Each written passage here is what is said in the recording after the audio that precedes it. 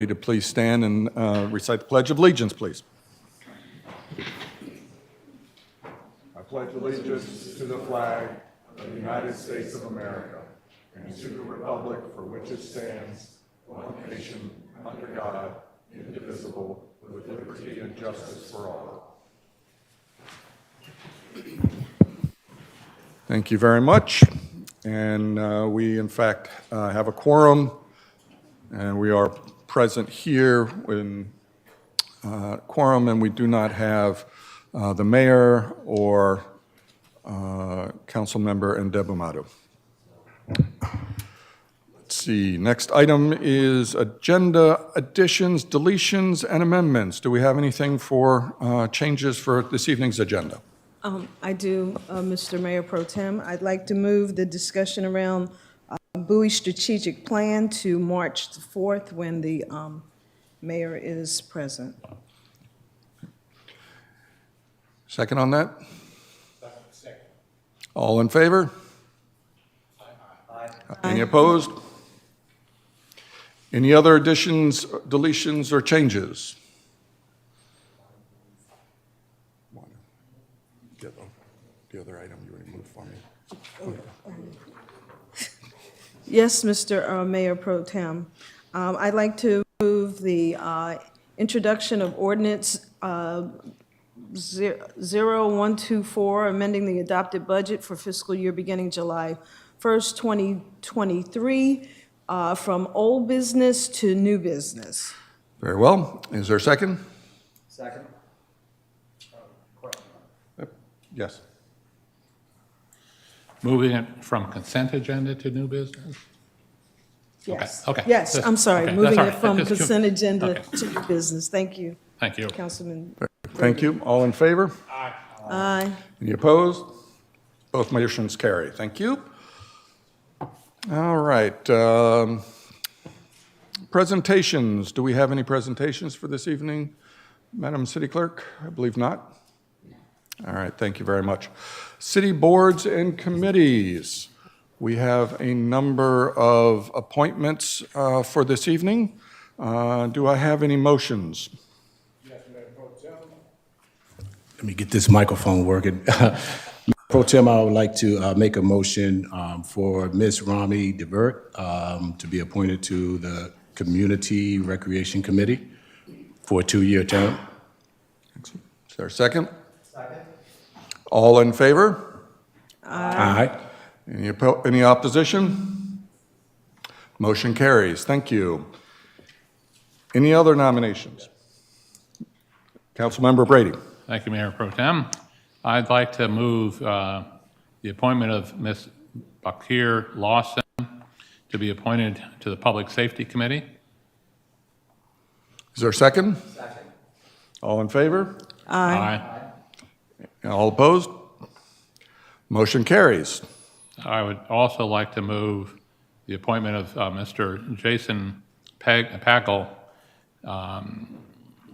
to be appointed to the Public Safety Committee, and if I butchered your last name, I apologize. There's a second. All in favor? Aye. Those opposed? Motion carries. Thank you. Any additional? Yes, Mr. Mayor Pro Tem. I would like to move that Mr. Cameron Davis be appointed to the Financial Advisory Committee. Second. All in favor? Aye. Any opposition? Motion carries. Mr. Mayor Pro Tem, I'd like to move to appoint Ms. Cheryl Moore as a member of the Community Outreach Committee. Is there a second? Second. All in favor? Aye. All opposed? Unanimous. Motion carries. Thank you very much. Congratulations to all of our members. I'd like to see if we have our nominees here. Please come on down, and we'll swear you in momentarily.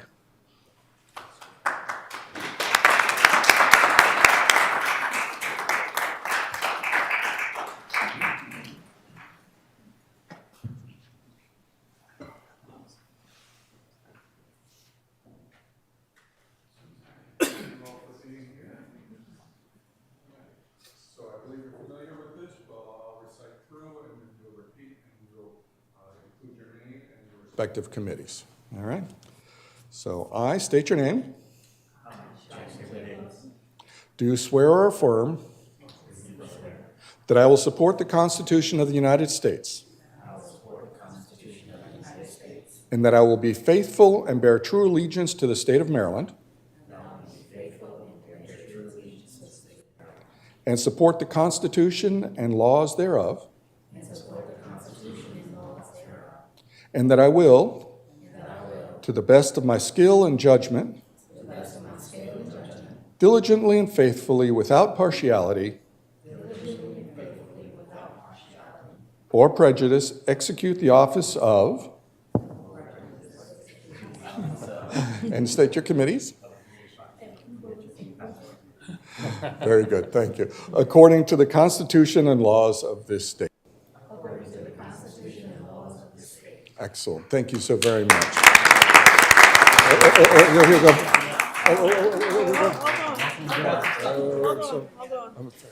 Thank you so very much. Congratulations. All right. Thank you. Good. Jason, right? All right, for the second, Romy, I'm sorry, Romy, that's okay. Cameron? Thank you. Cameron. Thank you. Good to see you. And Cheryl? And this is for you. Yes, thank you so very much. Thank you very much. Thank you. Good to see Thank you very much. Ms. Moore, thank you so much. Thank you so much. Thank you.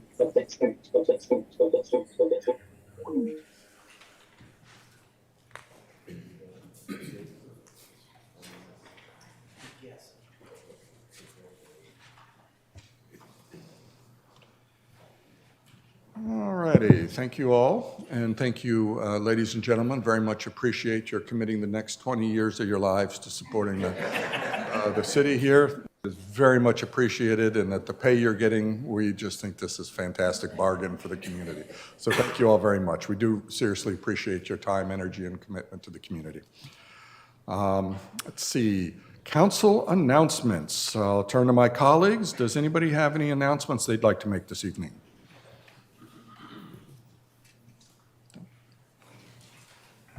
Councilmember Ndebumadu. Thank you, Mayor Pro Tem Wolfley. I really appreciate it. First off, good evening, everyone. I do want to apologize that I'm not able to be with you at City Hall this evening. Unfortunately, I was not feeling well and stuck in a hearing all day, so I do apologize about that. The one council announcement that I do have and I want to share on behalf of District 4 is that I will be meeting with our Superintendent Millard House to discuss our new charter school that we have coming to the city of Bowie, slated to open August 2024 of this year.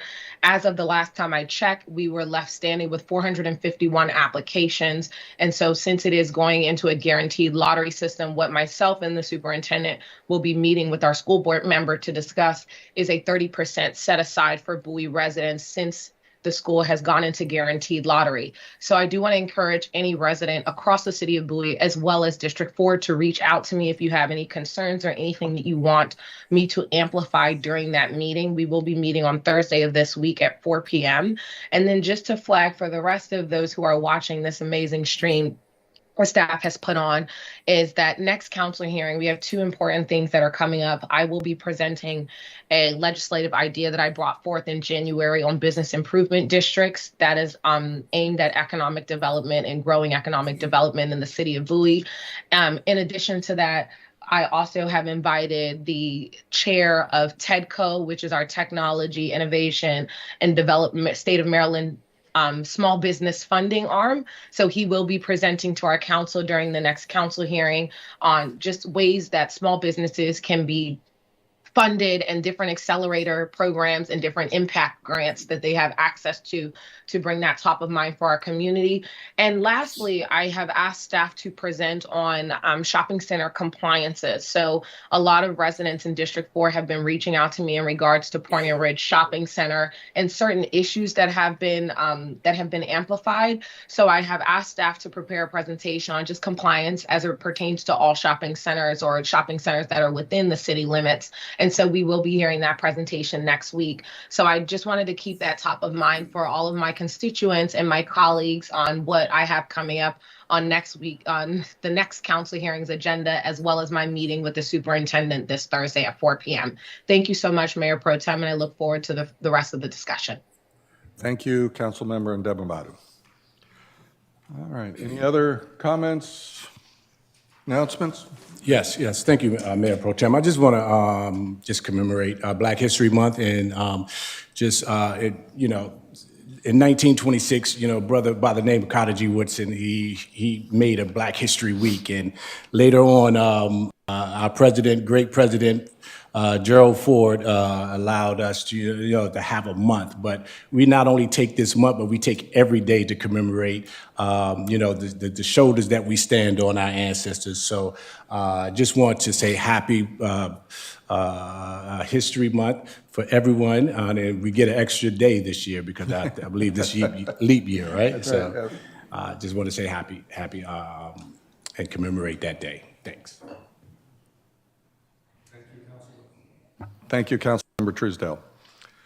Next on the agenda for this evening's meeting, City Manager's Report. Mr. City Manager. Thank you, Mayor Pro Tem. I have no report tonight, sir.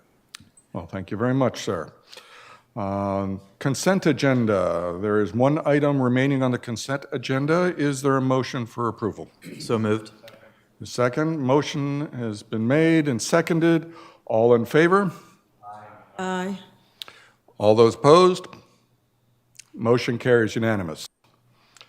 Old business, new Bowie Ice Arena design progress presentation. I'll turn this over to the city staff and our consultants. So thank you very much for being here this evening. Very much appreciate your commitment to our project. Good evening, Mayor Pro Tem. Good evening, Council. This evening, we're coming back to you the second time to present. We have city staff, Jim Sickelman, our project manager with Public Works. I'm going to have him come up and do an introduction. Thank you.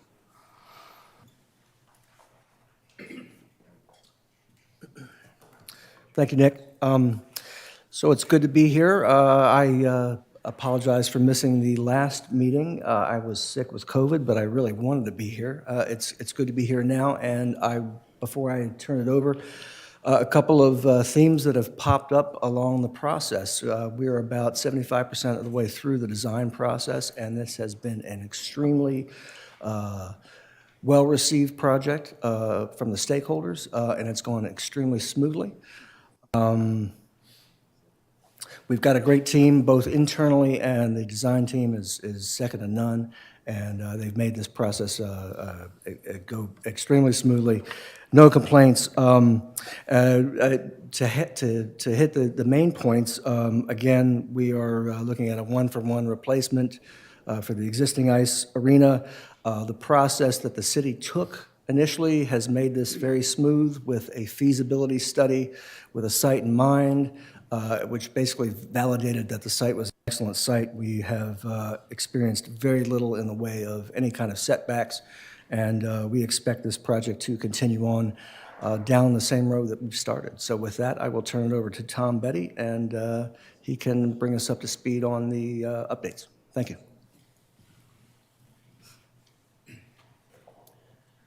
Thanks, Jim. Council and Mayor Pro Tem.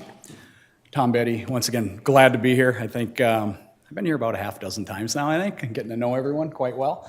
Excited to provide an update for you. And, not going to spend a lot of time going through the detail of the floor plans, but really talk about, big picture summary. Our what we call construction documents. That's where we're putting all the hard engineering, all the technical drawings together. We started that in mid-December. As Jim mentioned, we're about 75% through that. We did hold a public stakeholder meeting just back at the end of January. Once again, presented the plans, took in comments, reacted to those comments, and kept proceeding down the design path. So we had a 65%. We kind of have these stages right along the way, just to make sure everything's progressing well, and we had a 65% CD deliverable to the city PM team on February 9th. And then we're looking to complete all our design drawings to have them ready to put together as bid packages around April 12th. And so that would allow us to start bidding and getting contractor procurement in May. So really moving in a nice pace.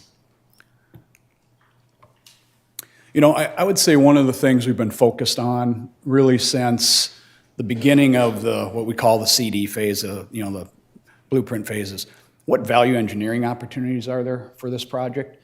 Understanding that we need to keep a quality building. It's going to be a city asset. You're going to own this. You're going to operate it for many years.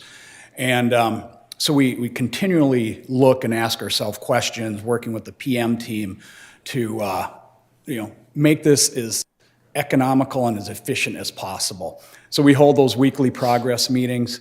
And really what we've come down to is this floor plan, it hasn't changed a whole lot. There's some minor details that have changed, but because it's efficient. It was simply a one-for-one replacement, making sure we have enough space to get people in and out of the building, have the team rooms you need, or locker rooms, to support the activities and have adequate storage. What we're trying to do is stay away from some of the things you see in the older buildings where in ice arenas they're storing things around the ice sheet, which is dangerous. It impacts exiting and all those things. So we want to make sure we had proper storage and also set this up for future expansion, whatever that may be to the north.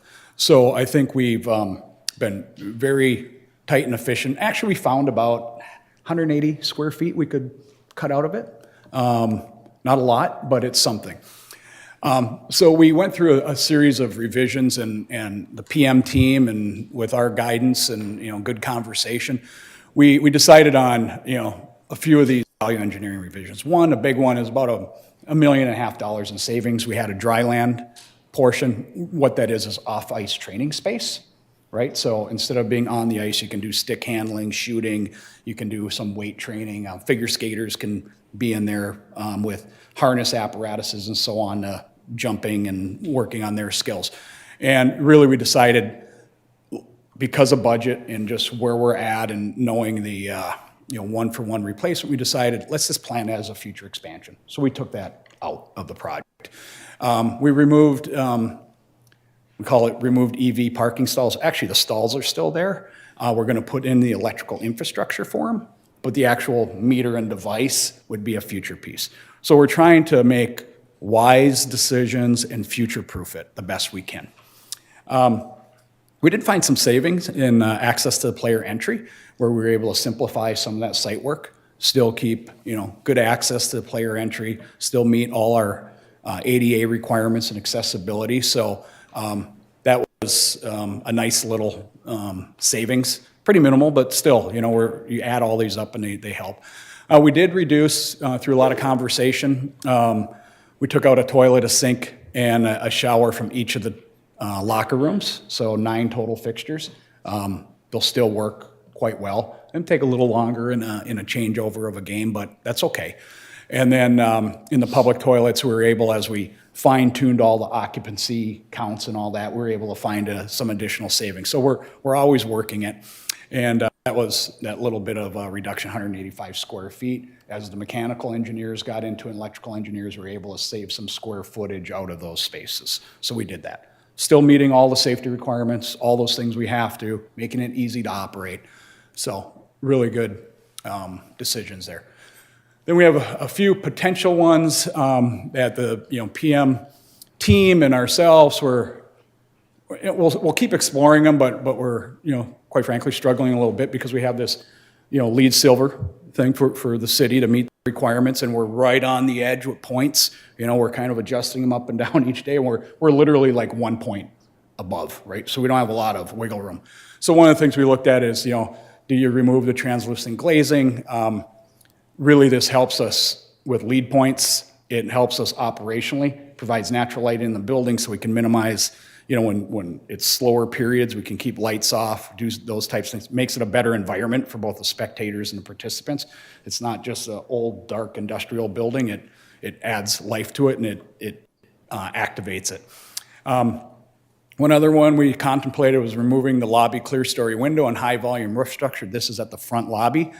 We're having a hard time even quantifying if we're finding savings there. We're still working it. Our cost estimating department's going, well, we're not sure we're going to find much of anything. We did look at an alternate metal panel. So when I show you the exterior views later, which I think you remember, that has the metal paneling that has the different colors that play off the city's logo, we could go to what's this, a single sheet aluminum or steel panel. The problem with those, and this is universal, I've been doing this for over 35 years, every time we've gone to that type of system, you save a little bit of money, but every client hates it because it oil cans, it changes through the day, and what oil canning means is it warps. And there's nothing you can do about it. It's the nature of material. We have what's called a composite metal panel, so it's more durable. So, it gets hit with a shovel, it gets hit with a foot. It won't dent and bend, and it'll stay more pure. It's just a better long-term, durable material. We are still playing with some acoustical baffle ceilings in the public areas. As I was up here last time talking about these buildings are hard, right? They're built out of concrete, steel, glass, maybe a little rubber flooring, so you get a lot of echoing in it. So we did put some acoustical ceiling clouds in to help with that. So when people are in there, you can hear each other talk and so on. So we're looking for some ways to possibly, maybe reduce a little bit of that material to find some savings, or maybe some alternative material. So we're still working on that and still trying to find some savings. Not going to be huge, but it's something. Heat recovery, that gets into the technical side of these buildings, and that one, we elected to keep this in the scope. It's what we mean by heat recovery. When you make ice, you generate heat. That heat has to go somewhere. Typically, you'll take that heat and you'll just throw it out into the atmosphere. You see like big clouds of steam coming off of buildings. That's what it is. They're just getting rid of the heat that they're generating when they're cooling a building. In this case, with ice, you get a lot. So we recapture that heat, and it's fairly economical. And we use it to preheat all the domestic water throughout the building, because you're using a lot of water in toilets, showers, and filling the Zamboni every hour on the hour. So this is, in my opinion, it's a no-brainer. You just do it, you're gonna save that money in a matter of years. So I think that was a really good decision by the entire team. And then we had one, we were looking at spectator guardrail. And really the PM team elected to proceed with the glass infill in lieu of cable rail. And this one, I always push back on clients. We can maybe save a few $1,000s by going to a cable rail. The problem with the cable rail, it creates a ladder that young kids can climb up and then fall over the guardrail. And then two, they get loose over time, so people can get stuck in them. Kids can get their heads stuck, and you have all kinds of issues. So we found the glass tends to just perform better, less maintenance, less liability, the whole bit. So as you can tell, we've gone through a lot of items. We're still working. There's just not a lot in an ice arena to pull out. We can't cut the ice sheet in half. We can't eliminate team rooms. We have the minimum we need. So, but we are trying to find economies where we can. I'll quickly go through the drawings again, just to refresh everyone's memory. This is the site plan. Be a little hard for me to point here unless I can. I think they can see that on the broadcast. Can people hear me all right? Yes. Okay. I'm just going to sit here for a second. It'll just help, I think. So this is the ice arena, this teal color here. Front entry is right here. Here's our parking lot. About 136 parking stalls. So we're all set there. We have some accessible stalls up here, our EV ones in here, back of house access. So trying to, where you maintain the refrigeration plant and the resurfacer room, kind of get that off the public way. Nice drop-off area here to drop kids off, pick up. We do have a public art component here as an opportunity to do something there. Bus access in through here, so they can come right around and drop off in front and then pull right out. And then here is our access point. This is Laurel Bowie Road. So we do have a right in, right out, and then a left out also.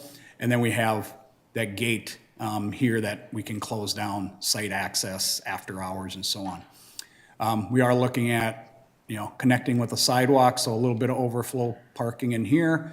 I did talk last time I was in town with the manager of the golf facility, and he thought that would all work out really well. So we're not building for Easter Sunday because we have this opportunity to use space below and, in this lot. So that's the, site plan in a nutshell. Here's a view of the site. So you can see our new parking lot here, the entry to the building. If you remember, I probably talked too long about it in one of my presentations here, but we worked with the natural grades of the site. So it slopes about 14 feet. It's hard to even see in the 3D model. This is all modeled accurately from this end to the back, which allows us to minimize how much export of fill we're doing on the site and infill. So we're working with it, which is, I think, just a really nice thing. And it kind of takes this big building and tucks it into the park because it's a beautiful area. Floor plan wise, this is the ice sheet, NHL sized, 85 by 200, exactly what you have now. The seating is on an upper level, round numbers, about 350 seats with standing room. So a real nice, matches what you have. Front entry here, stairs, elevator to connect the two levels, pro shop, manager's offices, the toilet rooms, concessions, multi-purpose rooms, storage rooms, and then this is set to connect into the future up above. This is back of house here. Lower level, player entry here, coaches, ref lockers, that storage I talked about earlier, a couple convenience toilets down on lower level. Skate rental, large skate rental area. You have a good skate rental program there. I think it's just good. It helps with revenue. Good skate change area. Our team rooms here, 5 team rooms. We have our toilets and showers. This is where we reduced one fixture, one shower, one toilet, and one sink out of each one. And then our main mechanicals down here, another storage room, a mother's room, toilet room, a little vending alcove. And then our back house, our resurfacer room. This is all planned, so in the future, if you add ice on, you could take this wall, move it out, mirror this snow melt pit, and you have access to both rinks. So kind of setting up for the future. This wall will be engineered to take a future roof load on it. It's literally a couple $1,000s now versus in the future, you'd spend hundreds of thousands of dollars if we didn't do it now. Our ice mechanical room, and then our main electrical room, and then we have a outdoor exterior equipment yard. So real clean, efficient floor plan. This is the entry. We're as architects, we get excited about this stuff because we're able to use architecture to, kind of bring out ideals for the community, what they're about. So this, plays off the city's new branding logo. So it's a City of Bowie facility.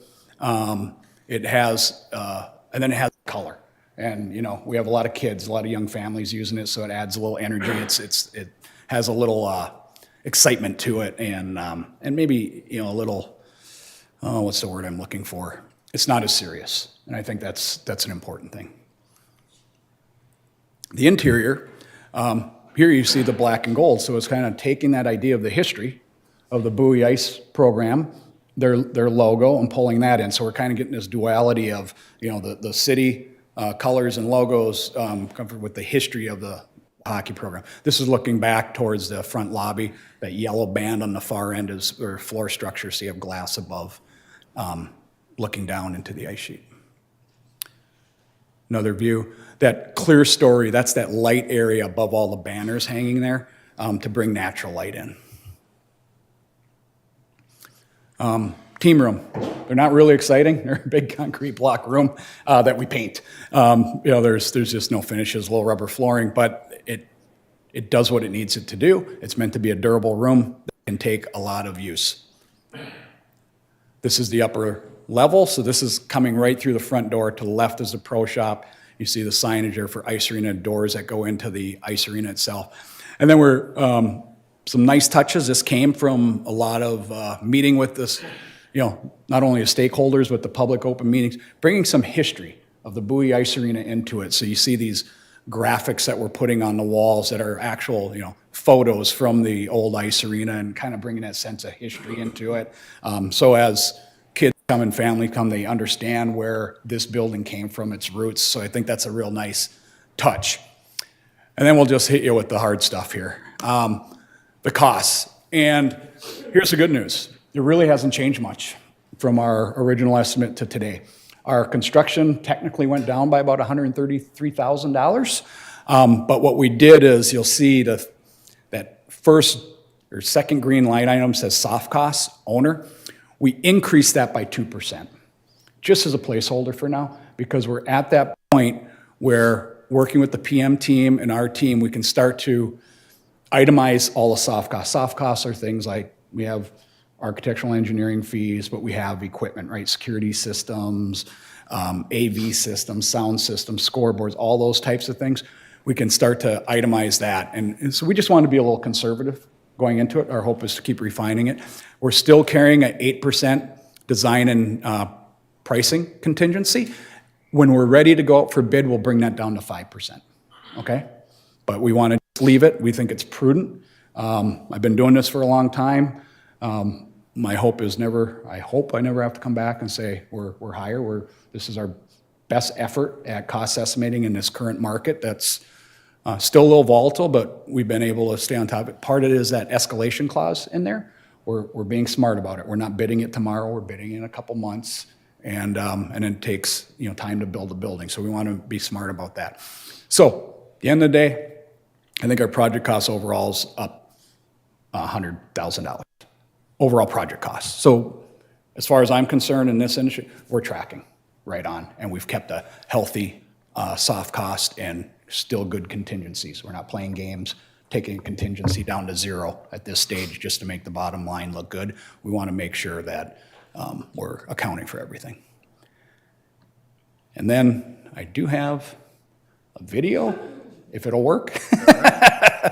And let's see what happens here.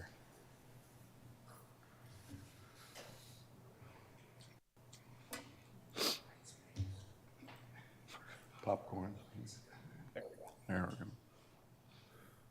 This is this video here was done a little before we'd done all our refinements, but for all intents and purposes, it very accurately reflects what we're doing. We didn't put music to it, but I think it gives people a good idea of what to expect.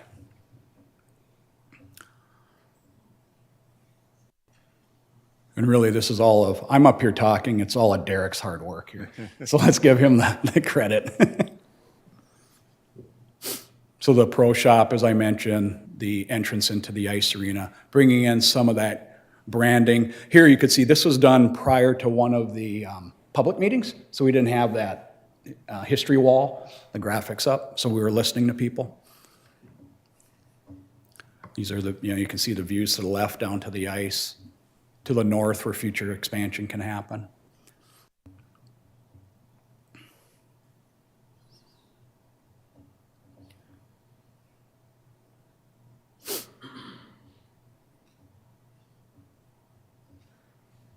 And we didn't have all our scoreboards in this one yet and all worked out, but you can see the baffles up above. Those are those acoustical baffles.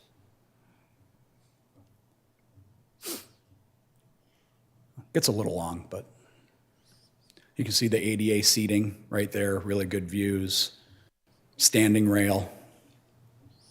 If you're into hockey, this is probably the best seat. Stand at that standing rail, it really is. See the netting around the end of the ice sheet so pucks don't hit the glass and don't hit people, right? We want to make sure that people using this are protected. I've got hit with enough pucks, it hurts. So this is that stair that goes down, brings you down to the lower level lobby. Right ahead is the elevator that goes up. There's our skate rental. So just real simple space, but place for people to change skates.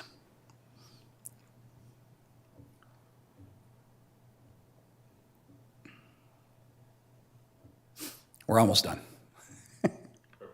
We're almost done with the video.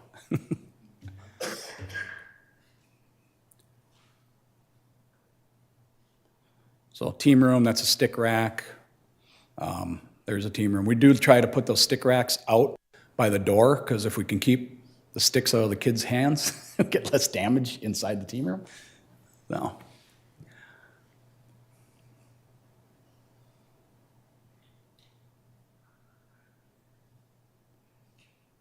The construction of this is tilt-up insulated concrete wall panels, so they're durable. They take moisture, they take puck activity, they take all that stuff. They're well insulated, recycled, highly recyclable on the concrete side. So tried and true system for arenas. And then this is that player entry and out.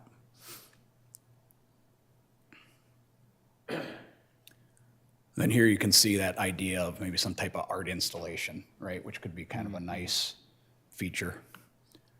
Not fully developed yet, but the idea of utilizing that space to bring an art component into the project. Okay?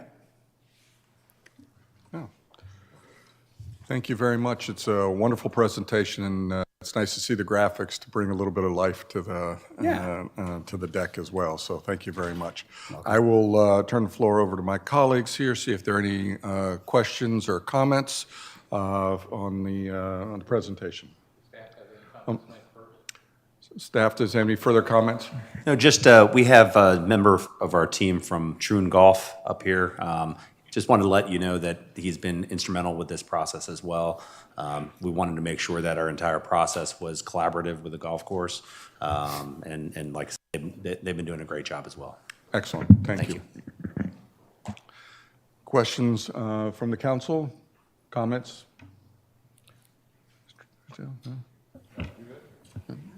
I thought there were going to be a ton of questions tonight, so I guess I may as well jump in. I do have some when you're finished, Mayor Pro Tem. Appreciate the presentation. This is the third time I've had the opportunity to see it, and it gets more entertaining every time, so I appreciate that. A few quick things in no particular order. So I've been getting a lot of feedback from residents in the Rockledge neighborhood who are immediately across from the proposed location. I know that some of this we've discussed before, but just for the sake of those watching at home, I thought it'd be worth revisiting. Talk to me, so this is a one-for-one replacement of the existing ice arena, which currently operates almost year-round on Northview Drive at Allen Pond Park. You may not be in the best position to answer this, possibly staff, but talk to me about the existing traffic situation as it relates to the current ice arena, which again, we are replacing one-for-one, because a lot of residents seem to think that this is going to be a significant change in traffic, and having gone by the ice arena on Northview Drive many times, I'm well aware that even when it's busy, it's not that busy. Right. So I can speak to that in reference to the current ice arena at Allen Pond Park. Along Northview Drive, you're having a changeover in ice time once every 90 minutes or so. When we have lessons, perhaps it's a little tighter, as far as the changeover. Say it's every 30 minutes, 40 minutes. Over that time period, you're talking about 30 cars, 40 cars. That's about the utilization. It's not a whole lot different than one athletic field. And we have a lot of athletic fields here in Bowie, so if you wanted to put that in perspective as a direct correlation, it's about the equivalent of an athletic field. Would you say that the busy times of our arena coincide with or are sort of opposite of the golf course's busy times? Season-wise, it's absolutely opposite. So That's ice correct. arena is busy when the golf course is not busy? That's correct. Okay, great. Keeping along that theme, I know you've cited before that, obviously the current golf course managers are supportive of this project. It's been said that their parking lot could potentially be used for overflow parking if needed. I know that we are slowly making progress on the golf course right now. Do we anticipate trying to leverage this project with any attempts to make improvements to the parking lot of the golf course? Probably more of a staff question, sorry. So the golf course the golf course parking lot needs renovation. It needs work. We're aware of that. That is on our radar for the golf course. That is not tied to the ice arena. We just recognize that that's going to have to happen at some point in time. Gotcha. Apologize, I'm going through my list here. We're looking at having designs completed in April.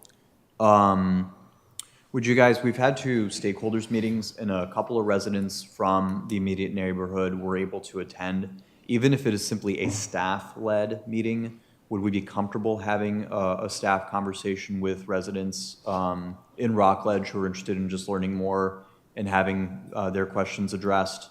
And the reason I say staff, probably because, again, this is a one-for-one thing, so what they're asking, we already have an existing model for.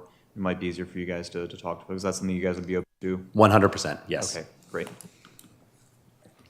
Talk to me about the cost of maintaining the existing ice arena and how we anticipate maintenance costs to look with the replacement arena. Well, I can talk in generalities on it, because the existing ice arena has a lot of mechanical systems that are all they've aged out. So any day they can go down. I mean, it's just the nature of the beast, right? So you have that. Also, there are some things to meet current code, structurally with the roof system. It needs a lot of reinforcement and different things if you're to maintain that. So that's a cost that's there. We also know that when I did the original study and the report, there's, some sinking concrete slabs and so on that need to be adjusted. So it's, in working, and maybe I think Carrie's here if she wants to chime in, but they're just kind of holding it together, anticipating this instead of putting a bunch of money into maintenance. Because it is, all the systems are kind of at the end of their useful life. They've been babied along very well, to say the least. So I can't really talk in dollars and cents. I could go back to that old report, but now those costs would even be higher because they were all pre-COVID. Gotcha. Staff, could you speak to that as well? So in reference to an aged facility, Mr. Betty here is 100% correct. All of our infrastructure is beyond its useful life at the current ice arena. In reference to a new facility compared to the old facility, the new facility is a much more energy efficient facility. We would anticipate our energy utilization at the new facility to be less than the current facility. Okay. Yeah. Do we have a rough number, a rough idea of what that difference might be? Sorry, Mr. Spurgeon, between cost. So right now, the current facility I know is making back, I think, 70% of its operating expenses. That's down a bit from the historic 80% as its problems have mounted. It's gotten older. I don't have that for you this evening. Fair enough. Okay. If you could follow up with me on that when you get a chance, I appreciate it. Yes, sir. Staff also, so just as a bit of history, because, as much as, different councils have been dealing with this issue since about 2012 now, for a lot of folks, they're inevitably hearing about it for the first time. How many consultants have we hired so far to talk specifically about ice arena related stuff? Was it 2 or 3? I'm aware of 2. You're aware of at least 2. Okay, I think we might have been, I think we add in the initial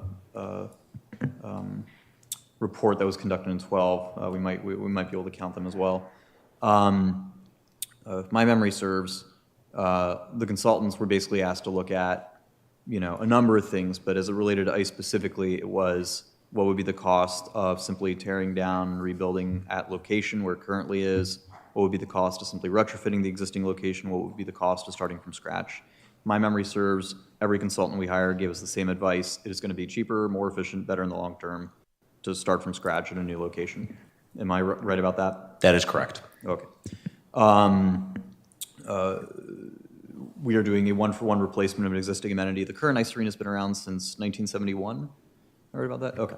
So just so folks are aware, we're talking about a one-for-one replacement of an aging facility. In our portfolio, we have a ton of ball fields. We've got the city gym. We've got the senior center. We have a lot of amenities. Those amenities do not serve everyone. The senior center does not serve everyone. Will serve me maybe in a couple decades. The gym does not serve everyone. We got here in a process that started in 2012 of basically looking at all of our recreational amenities and trying to figure out what was their demand for that wasn't met. We had a pretty comprehensive report that came back, made recommendations that identified unmet demand in ice and courts, even though we already have ice and courts. And then basically over the course of several years, we had many starts and stops with different projects to try and act on the recommendations of that report. Long story short, we're at the point now where I think it's safe to say we are not anymore looking at expanding on our existing amenity portfolio. We're not looking to add anything new. But what we are looking at is having to deal with the fact that we have certain amenities that are just aging. This particular facility is one of the oldest recreational amenities we've had in the city for years. It is used year-round except for that time when it is down for required maintenance. It supports a huge number of teams in a pretty large community. It's a pretty well-loved amenity. So we are at the stage where we're simply looking at dealing with the fact that we have an amenity that's very old, that multiple professionals have told us over the years is past its useful life expectancy. It's going to have to be replaced. And the plan that we're looking at now is the result of years of debates and public input and discussion, and is, I think I can safely say, having been looking at this issue in the 9 years that I've been here, and in particular not having a strong recreational inclination. You know, I don't use recreationally, I think, any of the amenities the city has. I visit them a lot in my council capacity, but I don't think I actually use any of them.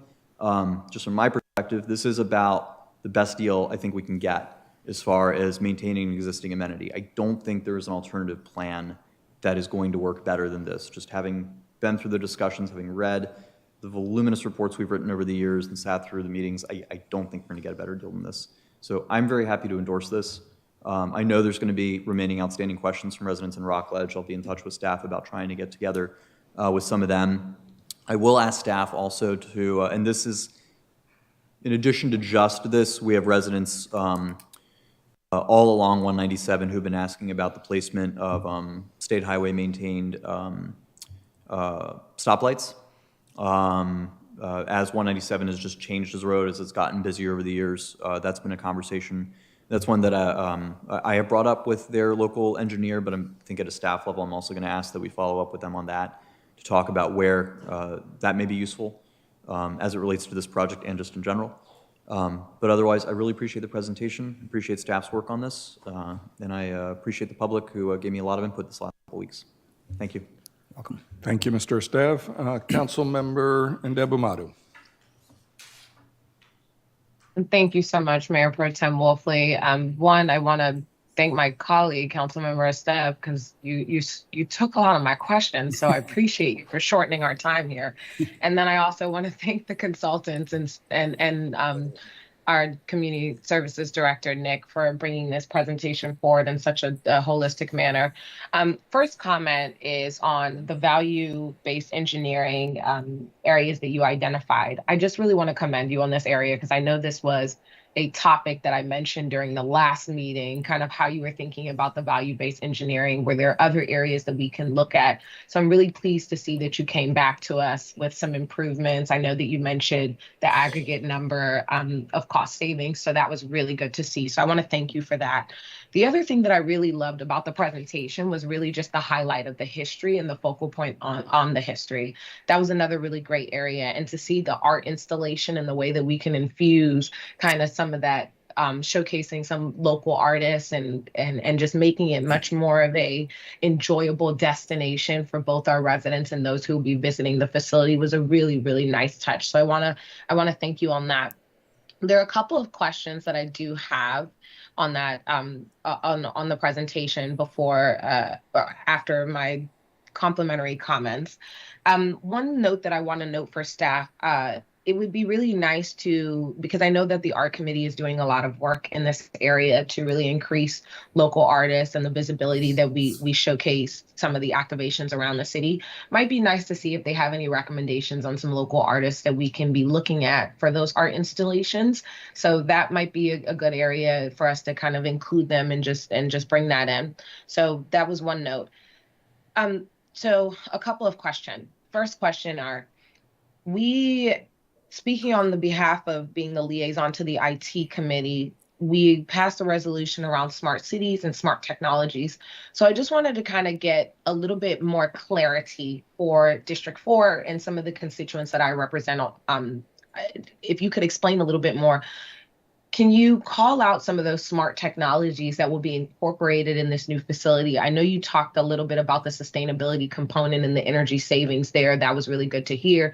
But can you speak in terms of specifics around smart technologies that will be infused in this building? And then when you think about sustainability and environmental considerations, are there any other areas that you haven't drawn out or kind of made more pronounced during this presentation, such as energy efficient systems, sustainable materials that you'll be using, any renewable energy sources, anything to reduce environmental impact and ensure long-term viability? Can you just call some of those out a little bit more so that we know with clarity kind of what are some of those environmental considerations that you've made, and then also what exact smart technologies have been incorporated in this design? Sure, I'll hit some of it, and then I'm sure maybe Nick or Daniel will chime in on a few. But really, when we look at these buildings, one of the biggest smart technology pieces from a sustainability standpoint is that one component I talked about, waste heat recovery. I mean, that's huge. It's big because refrigeration takes a lot of energy. So when we can capture that, that's great. The other thing is rooftop units on this type of building and dehumidification systems and so on have waste heat recovery on them. So we have to bring in a lot of fresh air, which I think everyone learned about during COVID, right? Mm-hmm. You need a lot of fresh air into the building and then you got to exhaust it out. Well, if you just bring in 95-degree warm air in the summer into a ice box that's 50 degrees, that's a lot of energy. Well, what we can do is we can blend those air streams and take that energy from the air we're exhausting and put it into the air we're bringing in. And then the third thing is really the control systems on these types of projects. For example, the air handling systems and the dehumidification systems and so on will have sensors on them. So, CO2 sensors, different air monitoring sensors. So the building's smart and how it operates. So it's not just someone flipping a dial because they want more air through the building. It automatically adjusts, right? So if it senses contaminants, it will pull those out. And when it's down, it turns way down. All the lighting systems are, LED systems, all with occupancy sensors, dual lighting controls over the ice sheet. When you have little kids on the ice doing practice, you don't need a lot of light.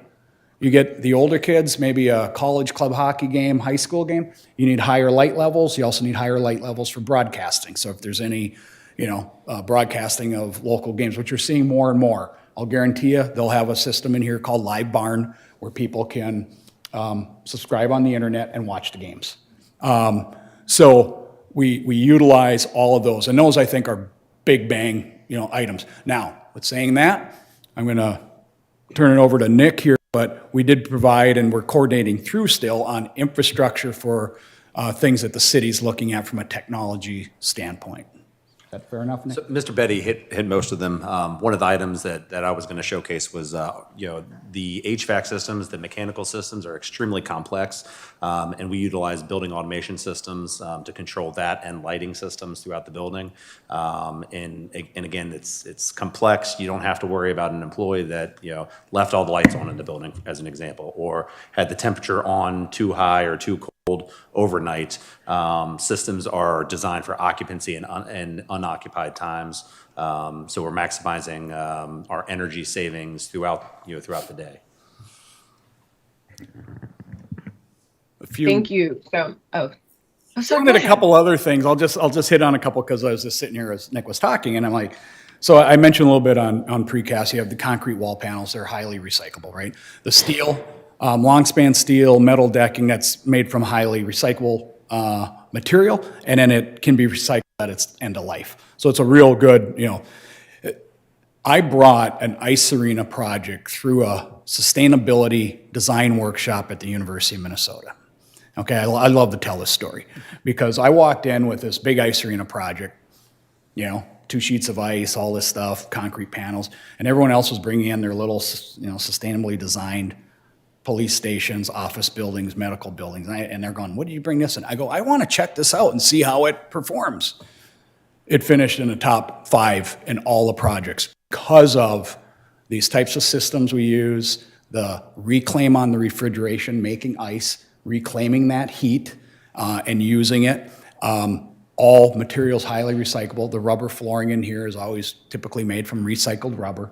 So we try to use, we use paints that are low VOC because maintenance staff, they're going to have to paint a team room while the building's still in use. Well, you can't have, we were doing it before sustainability. We were like, we just have to have a good environment. You go in where you don't smell paint fumes when people are repainting rooms. So there's a lot of that built into these just by the nature of the project, and because we know they're high-use buildings. Once they open, they're used, and you want to keep them operating so you can generate revenue and make it as economical to operate as possible. So there's a little more for you. I love that. Thank you so much for that explanation. It was very clear and you gave us tangible examples. So thank you so much for that. Just a follow-on question for smart technologies. Have you looked at, is there any, we've been talking a lot as a council about areas of efficiency that we can look at. And I don't know if this question is maybe more for Nick, but have we looked at possibly leveraging some smart technologies in the customer experience side of the house, whether that's booking or whether that's the way that people interact with the facility? Have we looked at maybe some innovative opportunities there?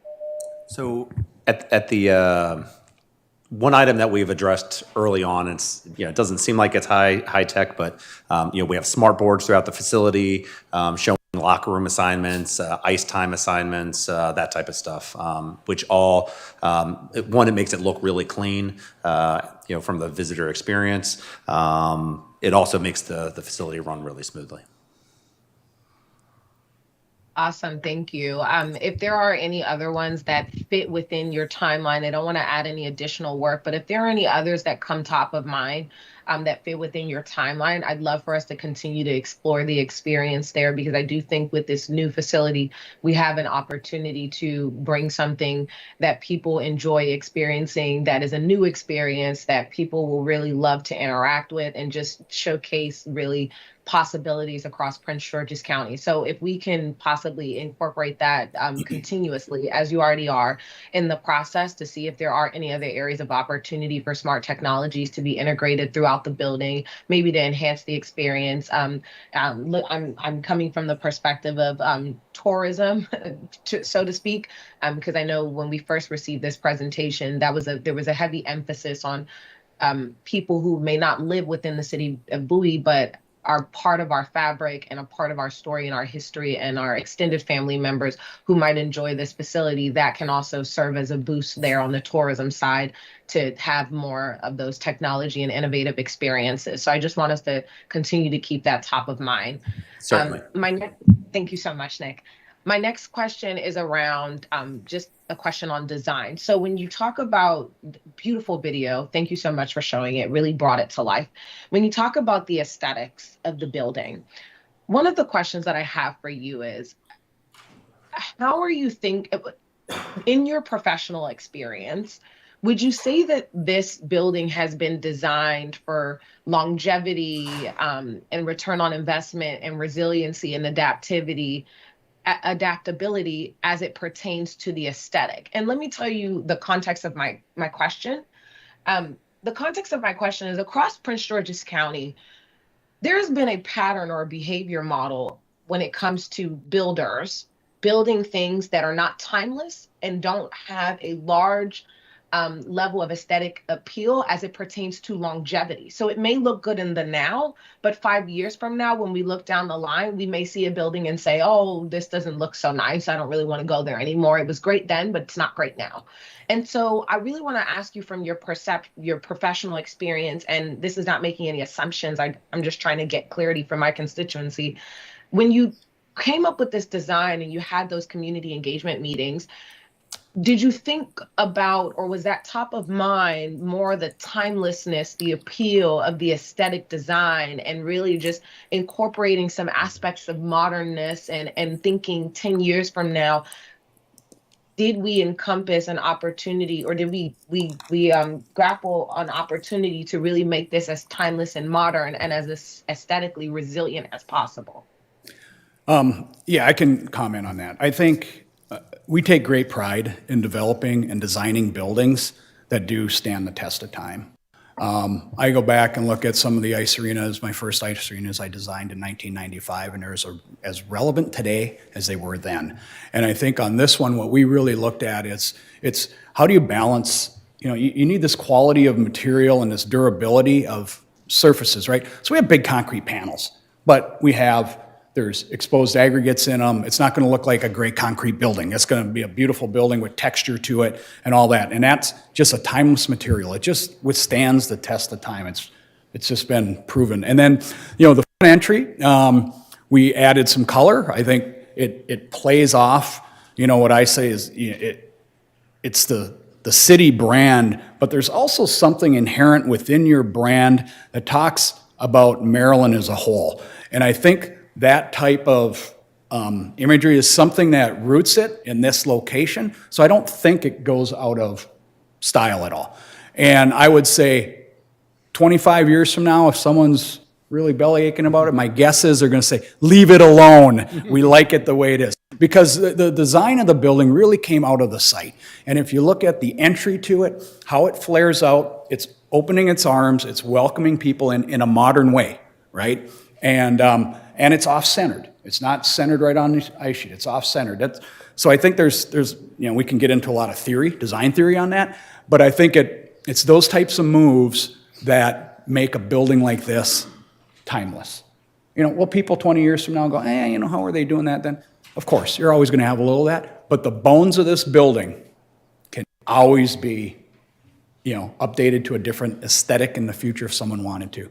Because you know what? The interior finishes in here are a lot of vinyl graphics, a lot of paint, and some rubber flooring. So that stuff, that's what we find with our long-term clients. I have a client in Arizona. I did their building for them back in 96, 97. What we do is every 10 years, we go through that building and change the visual aesthetic of the interior. And because the rubber flooring starts to wear out, the paint starts to get nicked up, and we do that, and then it feels like a brand new building again.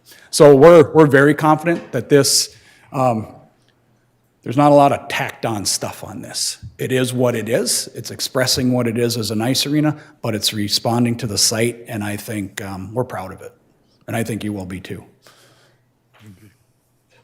Thank you for that. I think it's very helpful for, especially for District 4. I won't speak for all the council members, because they might come get me, but I think it's helpful for District 4 to hear that explanation and how you went through that design phase, how you are justifying the design that you've come up with. There's no argument on my side that it is a beautiful design. I just really wanted to hear that thought process, because like I said, that kind of narrative in Prince George's County that a lot of builders come in and they build things that essentially don't stand the test of time. So I'm very happy that you talked about that in the story of Bowie, the story of the state of Maryland, how it is welcoming you with open arms. And I do think you have created something that is very modern and will appeal. And the last question that I have for you, which is more on this point, and this might be for staff, but it might be for you, but anyone. And then I have one point and I'll close, and sorry, don't mean to keep us here all night, is when you thought through the interaction, so everything from design to the experience to the flow of people coming into the facility and enjoying it,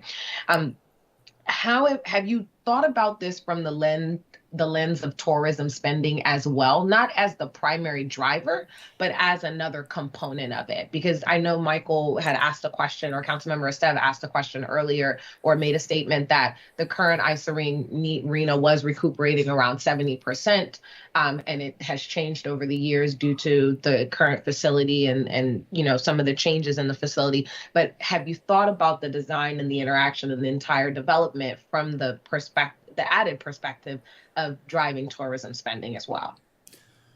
I believe we have. The building program for this facility is, in a way, quite simple, right? It's some ice sheet, team rooms, manager's office. But if you look at how we placed the pro shop component front and center, that's a touch point, right? Where revenue, money can be spent. People need to purchase things.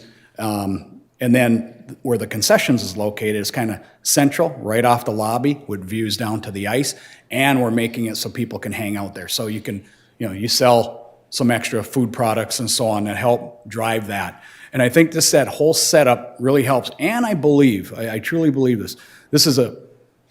It'll be one of the better ice arenas in this whole area And people are going to want to gravitate towards it, and the best thing you can do is sell ice time, because that's your best revenue. And I think that will help because it'll be a good environment. You're going to be in there in the summertime. Your building's not going to be sweating. You're not going to have dripping. You know, you can use this thing. And so I think we thought through that. I'll tell you one of the other things. It's not necessarily from a revenue standpoint, but I think it drives home the idea of experience in an ice arena. And I don't think people notice it, but most ice arenas are set up, everyone goes through the front door. So you get this chaos of the people with, you know, the players with bags and sticks and little kids dragging bags and sticks. And then you have spectators are coming to watch it. And what we do, we try really hard is to separate that as soon as we can. And what we've done in this building, because of the nature of the site, it allowed us to split it on the exterior. So we can get the player entrance, get those players separated from the spectators coming in. They still connect internally, but that will make this a very smooth operating building, which drives people to want to go to it and use it. And until they use it, they won't even realize what they miss. I've done this in some few renovation projects where I literally said, our biggest issue here is separation of player from spectator. If we can solve that, we make this a great facility to the point where those facilities have accelerated. So we take these things seriously and work through them because we know they're expensive buildings. They're expensive to operate, so we got to drive revenue the best we can. And I think we set this up as best we possibly can to help drive that from a design standpoint. Yep. I appreciate you keeping that top of mind throughout the experience. I want to thank you for that. The 2 points that I'll close on, or the 3 points I'll close on for staff and also for my colleagues for consideration. One thing came to mind. I know that we'll have a shop where there'll be food and there'll be the opportunity to purchase food. We've been talking about food trucks a little bit. It's come up a couple of times. So I don't know if there is a possibility for there to be an area where food trucks might be able to come. Maybe that's Friday, Saturdays. I don't know what the cadence is, but essentially just maybe having an area for that to really just expose this community to those opportunities, because we really got some great ones, and typically they park out at the town center now. So it would just be good if we can have maybe like an area or a way to engage them or include them in this experience. I think that could be really good for us. So that's the one point. The second point is, I think on the experiences and the smart technologies, feel free to pull the IT committee in. That's what we're here for. We are like free labor and like voluntary workers, and we would love to help. So if you need ideas on smart technologies and how that can contribute and add to all the amazing work that you've already done, please let us know, and please feel free to reach out to the IT committee. That's why we're here. And then the last point that I will close on is MIA, Maryland Energy Administration, has a number of different grants that essentially aid in some of the initiatives that you were talking about on energy utilization, waste heat recovery. So I really do want to encourage us and empower us to look into some of those areas that could alleviate some of the costs of this particular building, should we need to go down that road. I don't want us to miss an opportunity to take advantage of grants that are coming out of smart cities, as well as grants that are coming out of the Maryland Energy Administration, abbreviated MIA. So I want to thank you for your presentation. Thank you for your comments and my questions, and I'll turn it back over to you, Mayor Pro Tem. Thank you so much. Thank you, Councilmember Ndebumadu. Appreciate your commentary and questions. Mr. Brady, Councilman Brady. Thank you, Mayor Pro Tem. Let me start off by thanking staff for moving this forward and working with the consultant to get to a point where I think we've got a really good project. And I want to also thank the consultant for not only working with and responding to staff, but also working with and responding to the input from the citizens. I think you've done well with that. I've got several questions. I'll just touch on them real quickly if I can. The current facility is 52 years old. Yeah. Going forward, I imagine from 71 to today, as technology changed and more efficient equipment came to exist, it was probably harder to introduce that into a facility like the ice rink. Moving forward from this one, will it be easier to adapt based on the design that you're proposing, if better or newer ways to accomplish the same goal? Personally, I believe so, and here's the reason. I think it was maybe a few years ago when I was here, and I was talking about ice arena, and it's a simple statement I came up with, but it holds so true. What we're doing is we're designing a better refrigerator for you. Designing what? A better refrigerator, Oh, yes. right? So the, insulation systems on the roof, the insulation systems in the wall panels, those are long-lasting materials and systems that insulate it. So that tells me and how we're doing the mechanical systems, they're roof-mounted. They just sit on the roof. Some people say, oh, you always have to have interior mechanical rooms. One of the things I like about exterior roof-mounted ones is when new technology, better technology, when that system goes down, it's easy to pull it off and put the new one in. You're not constrained by the indoor environment that this system was put into. So I truly believe that it's just such a very economical, designed, durable box that it can adapt to the, changing technologies over time. Good, Who knows what they may be, right? There's probably something out there we're not even thinking of yet. Next question. You made a comment about broadcasting and televising. Yeah. In your design, what you're proposing, are you including that capability as far as the infrastructure, pulling the cables or anything like that? Or is this something that would have to be backfed after it's built? This goes back to, the smart technology components. And what we'll do, and we're kind of getting to that point now, this last 25% of the project, where what we do in our documentation, what I talk about is, we want to provide the power where we need the power and the route where we need the route. So what I mean by that is we want to make sure we have conduits where we need them, so you can pull whatever technology through it, right? Because that fiber cable today may be something different in the future, but as long as we give you a good raceway. So that's will be the process we go through to make sure we get these conduits in. Will something change in the future? Yes, but here's the beauty of this building. Everything's exposed. There's no hard lid ceilings like this, not many of them. There's a little bit for some accent pieces, but you can get anywhere and string that stuff. So easy to do, easy to retrofit in the future, real basic. Preloading with conduit is very helpful. Yeah, Believe me. exactly. 30 years in facility engineering, I had to work around that situation a bit. Yep. You also mentioned sound baffles. Correct. You're talking in the common area or in the ice rink itself? So what we have is in the common area, we have the baffles, but what we're doing in the rink is we're using perforated metal decking. So, your structural metal decking that goes above the bar joist, it creates your ceiling and your roof. What we've been doing over the last 15 years, we can get, really for the same price point, we can get perforated decking, and when we put insulation in that, it's called a flute, so it helps reduce the reverberation, because we have ice that's hard, we have concrete walls that are hard, and we got a metal roof, but if we can perforate that, it, sometime I'll show you a video. We have an ice arena that's going to be opening in 2 weeks, and all we have in it is the perforated deck, and they're testing out their sound system. It's unbelievable. I mean, it's unbelievable. It's pretty cool. And sound systems have come a long ways that can work in those environments. But we're doing these economical, practical things to set the building up for the future. And I know how the issue is with sound and noise.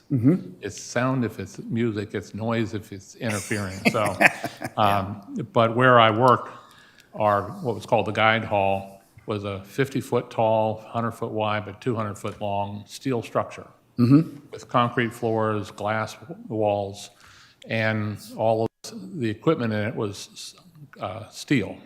Okay. And you and I could not carry on a conversation, even if we're yelling, because of the noise caused by the reverberation bouncing off of the hard surfaces. And we didn't put a lot of baffles up in the overhead to eliminate that problem. So it's an easy one to address, and it's one that you need to include.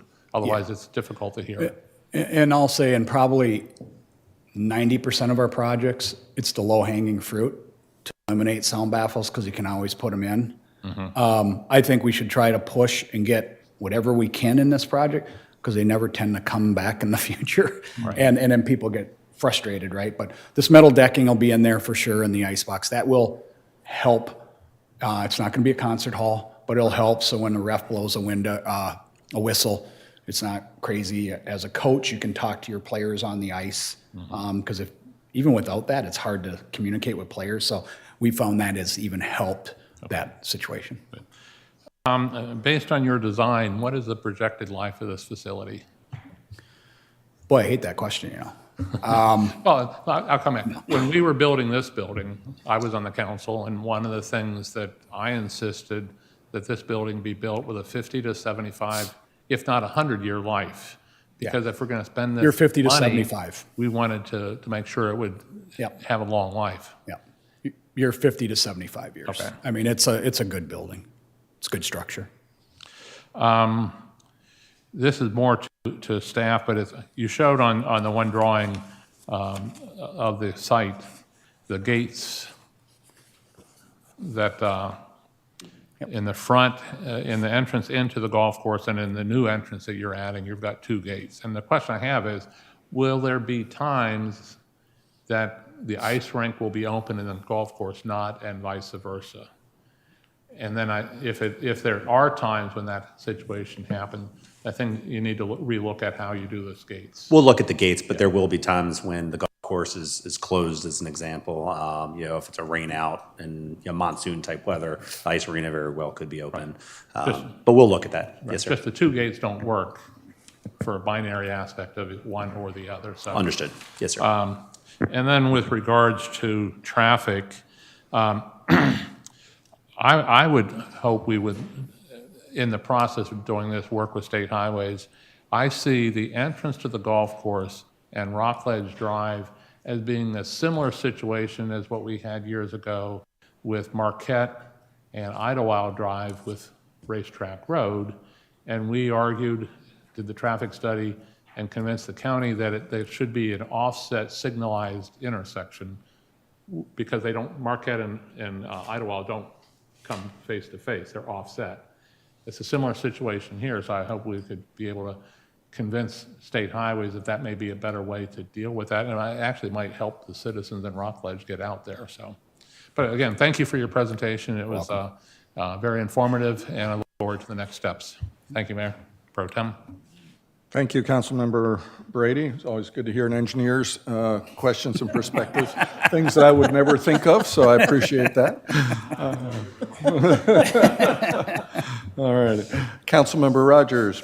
Thank you, Mayor Pro Tem, and thank you for the presentation. Thank you to staff. I have a little bit more practical type questions. Me being the newest one as far as sitting on the council, I can talk about, while I campaigned, I heard just about from every household about the ice skating arena. The ice rink was a big deal. And it continues to be a big deal. So I appreciate the historical perspective that was provided, the conversation around sustainability and smart technology. I think all that is absolutely critical in order to have an efficient building. And what you have shared, as far as I'm concerned, I'm not an engineer, but I thought that you guys really thought well on how you would proceed. Now, I will just say one caution.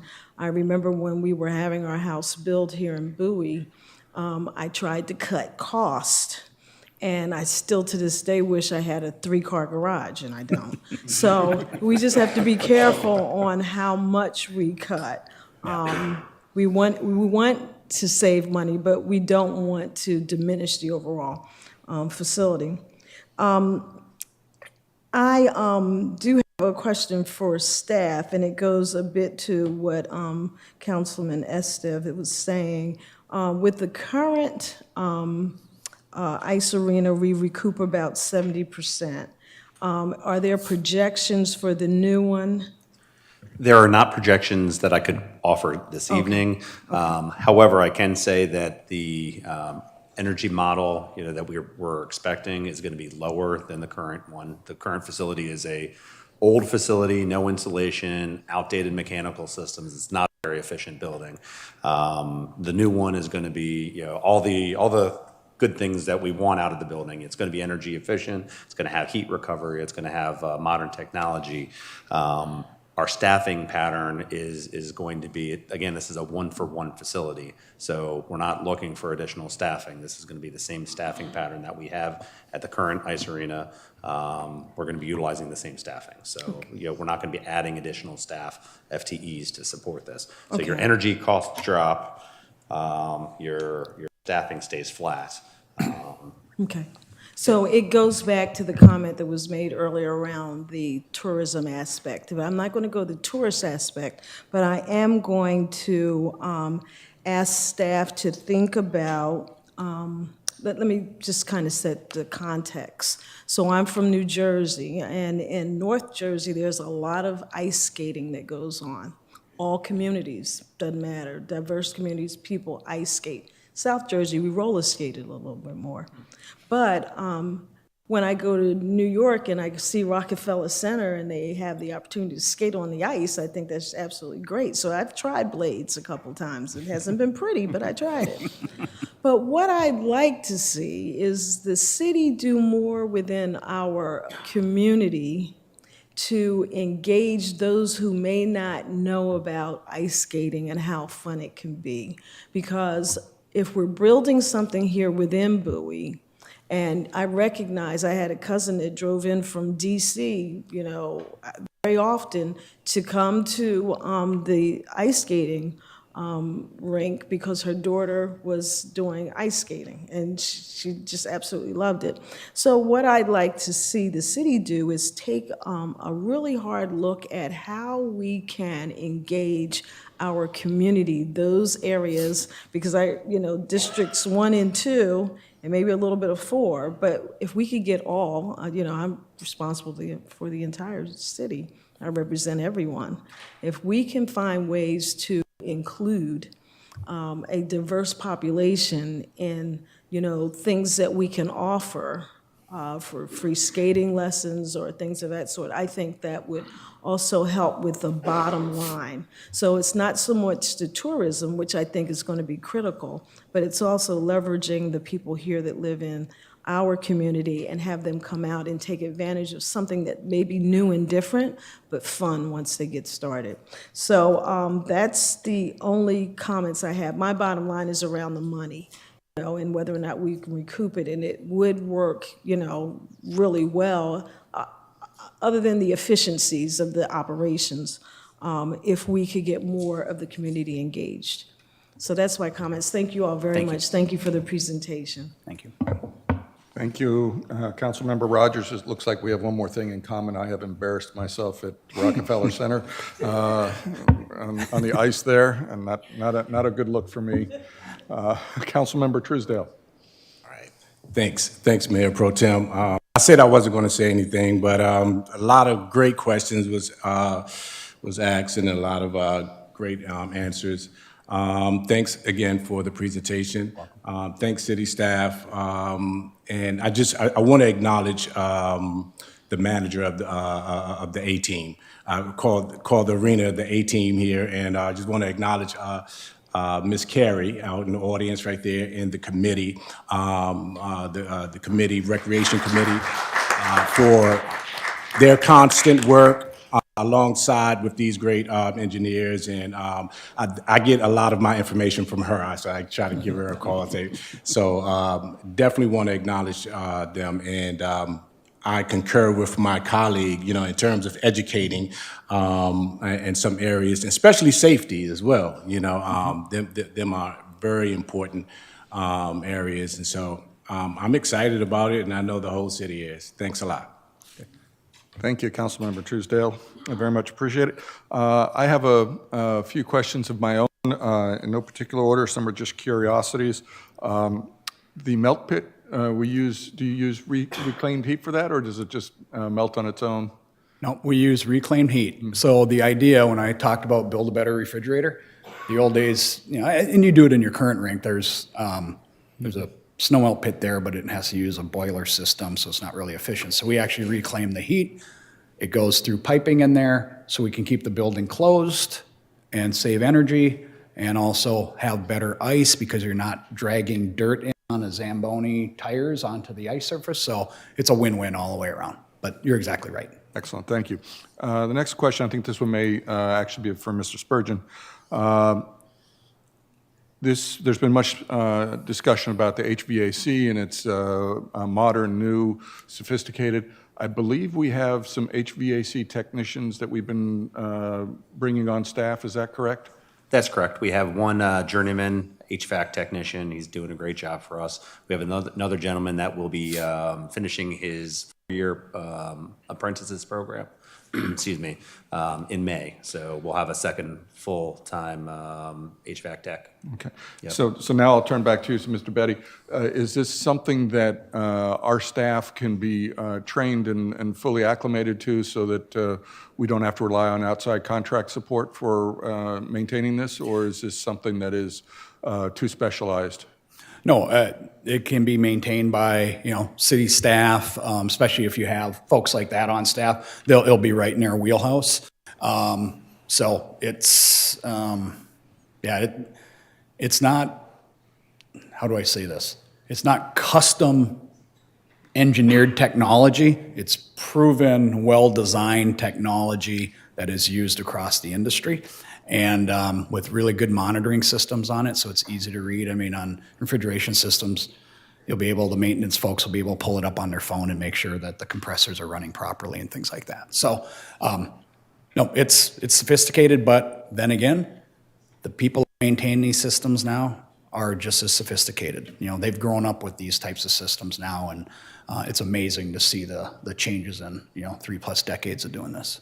Excellent. Mr. Spurgeon, you have any follow-up on that? No, they're excellent. They're going through schooling. They're, as Mr. Betty said, they got the training to do the work. Excellent, thank you. I'm glad to hear. The next question I have is on the charging infrastructure. I see that we're going to put the conduit in and the power. Will that support level 3 charging? I don't know the answer to that one. Okay. I'm assuming so. We'll have to get with our engineers and talk about the level. Yeah. Brand new building, we can have it do whatever. So we'll bring that question to them. In my mind, I think that's probably the best opportunity. If you have a lot of visitors, particularly someone coming from out of town, if they need a full charge, a level 2 is probably not going to be sufficient. Correct. And we'll just have people parked there and kind of inadequate. But if you do it on a high speed, 400+ volts, you'll end up with a lot more turnover, and I think probably better meets the needs of the community there. Yep. And I do think I agree with holding off on the actual boxes. I think that there are probably, if we work with some of the programs, either at state level or federal level, and even with BG&E, our local power supply company, that there may be some opportunities for somebody else to bring that in for us and do some installs that cost us nothing. So. Yeah, and I would echo that. We're seeing that with a lot of our communities. They're putting in the piping, the infrastructure, and then they're looking at ways to help offset that cost. So excellent. And then one final question: the $1.2 million on the exterior, the savings, the value engineering on the dry training pad. I was surprised that it would be that much. In my mind, I just thought of it as a concrete pad. What is it that drives up the cost so much? It's actually 1.5. Well, even better. Oh, the savings are getting bigger all the time. Yeah. What is the driver on that? Well, it's exterior wall construction. Mm-hmm. It's roof construction. It's mechanical systems to heat and cool the space. It's lighting systems in there.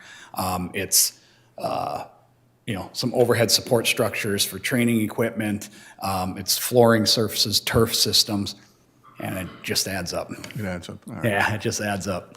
Okay. Yeah. Well, thank you very much. I very much appreciate your being here this evening and being able to answer all of our questions, I think, to the fullest. I'll turn to my colleagues once again, see if there's anybody who has any follow-ups, any go-backs. All right. Well, thank you very much. I'd like to thank you for being here again. I'd like to thank staff for a wonderful presentation, and we look forward to seeing this come to fruition. It's really comforting to see somebody with the industry expertise in this very narrow field that can come to the table and ensure that we have an outstanding finished product. And I look forward to seeing that. So thank you very much. Thank you. All right. Bye.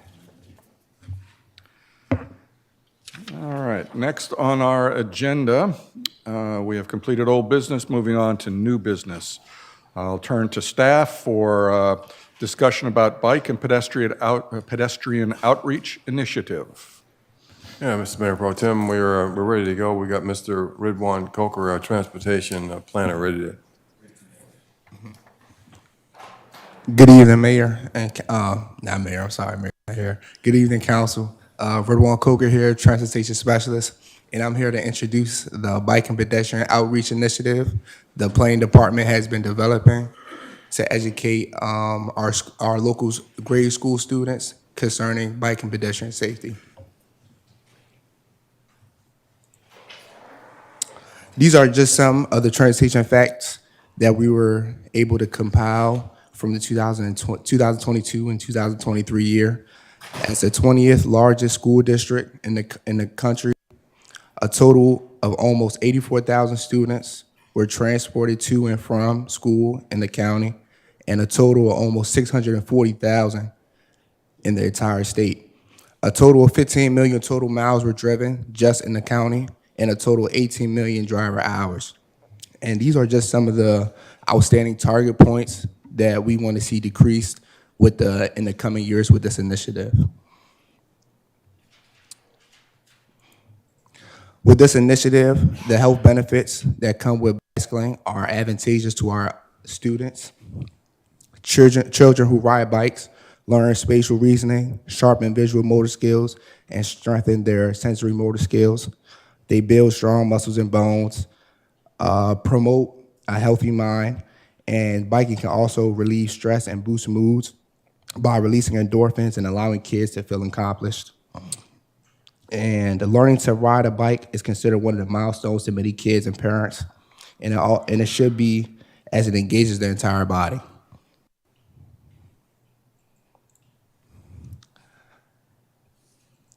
Some of the health benefits, there are many that we have here that are helpful to our students.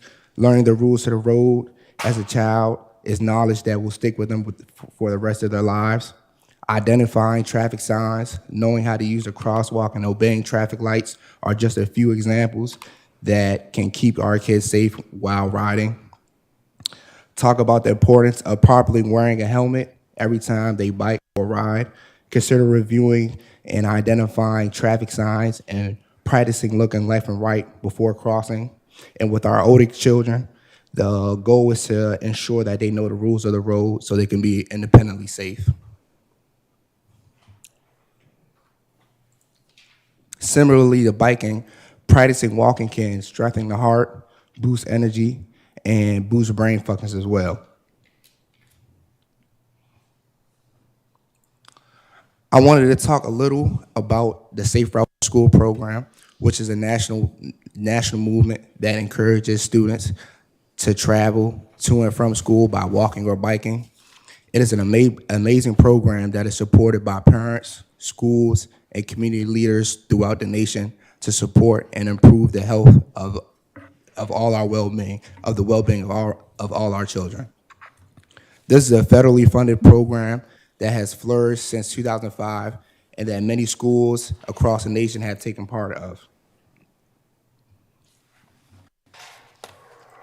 So what next? Our goal is to host an interactive bike and pedestrian safety workshop in our local District 5 schools to promote safe and healthy transportation habits in our local schools and communities.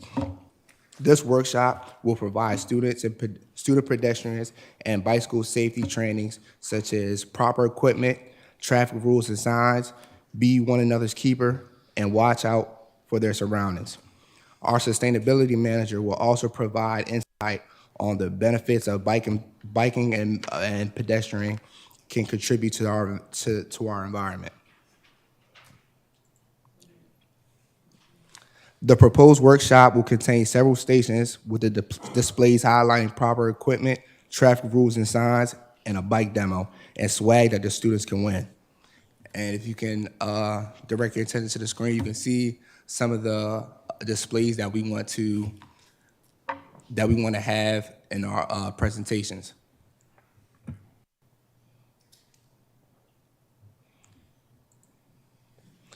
With the approval from council and the school's administration, we want to set up an all-hands meeting with all parties to determine exact dates and the orchestration of this program. The ideal time we would like to roll out this workshop is in April or May, barring any setbacks. With the help of Prince George's County, WABA, and others, we can make this program advantageous to our youth and give them necessary tools to help protect them and others.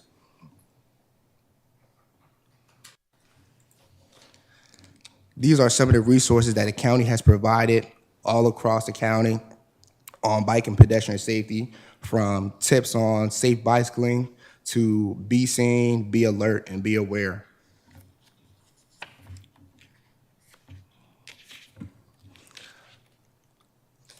So that's the end of the presentation, and I'll open the floor to council up for any questions.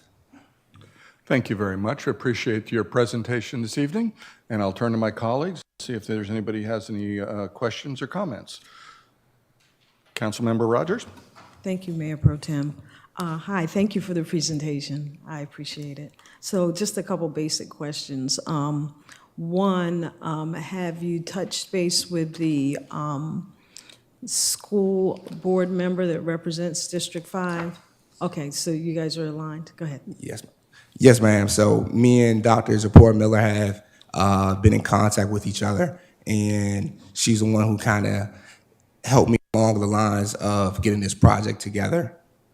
Okay, thank you. And the other question is, what's the genesis behind this? I mean, so I can have some context around what started this whole initiative with us here in Bowie.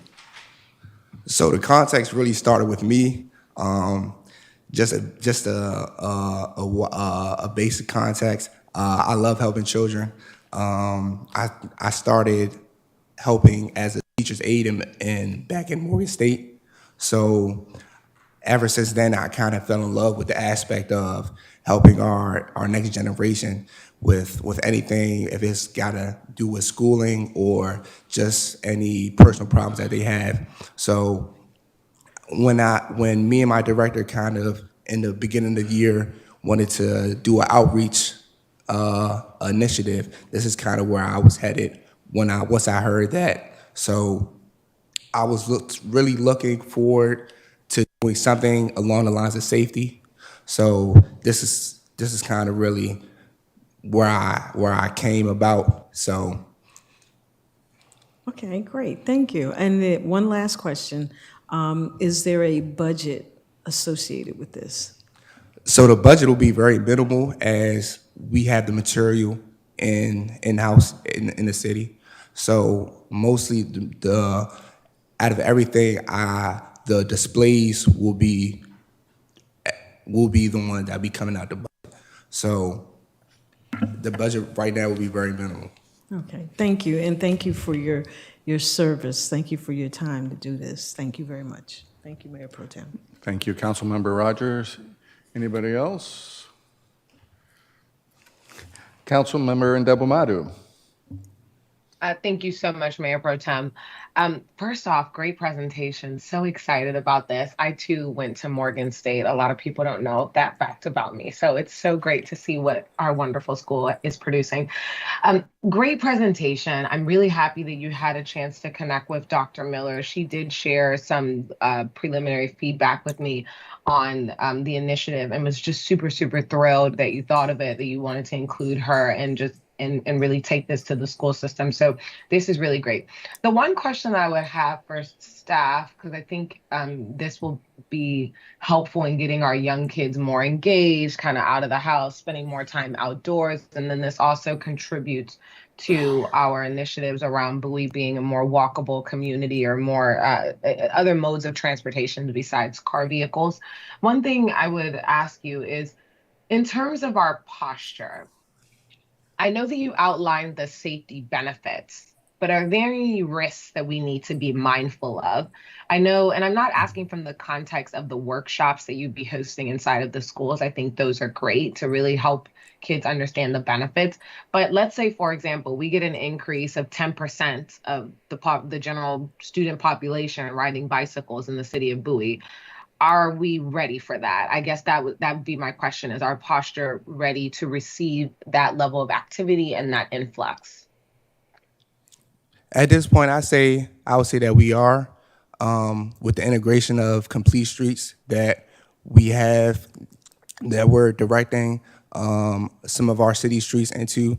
I believe that will incorporate the influx of a lot of student bicyclists and pedestrians. Fantastic. And I think the last question that I have is around the workshops. I know you talked about hosting interactive bike and pedestrian safety workshops and providing students with training. How do you plan on making this engaging or relating to students in a way that they like to receive information to get the attendance that would be needed to make this impactful? So in my years of working with students, I know it's kind of hard to keep their attention for a long period of time. So I've been discussing with WABA, the Washington Area Bicyclists Association, and they agreed to come out and have some sort of bike demo where they'll have a bike and the kids can get on one by one, and that way they can kind of exercise the safety tips that we're trying to incorporate there. So that's one way we can kind of keep the students' attention. And also I've been talking with Tiffany Jennings as well from Prince George's County, and she also agreed to help by giving us some swag that the kids can win. So at the end of the workshop, we can have some sort of quiz or some sort of Q&A. If the kids get it right, then they can take home some swag. So those are just some of the things that we thought of. Thank you so much. Thank you, Mayor Pro Tem. Thank you, Councilmember Debumadu. Councilmember Brady. Thank you, Mayor Pro Tem. Thank you for coming forward with this and your dedication to the children's safety. I think you're to be commended for that. So I thank you for that.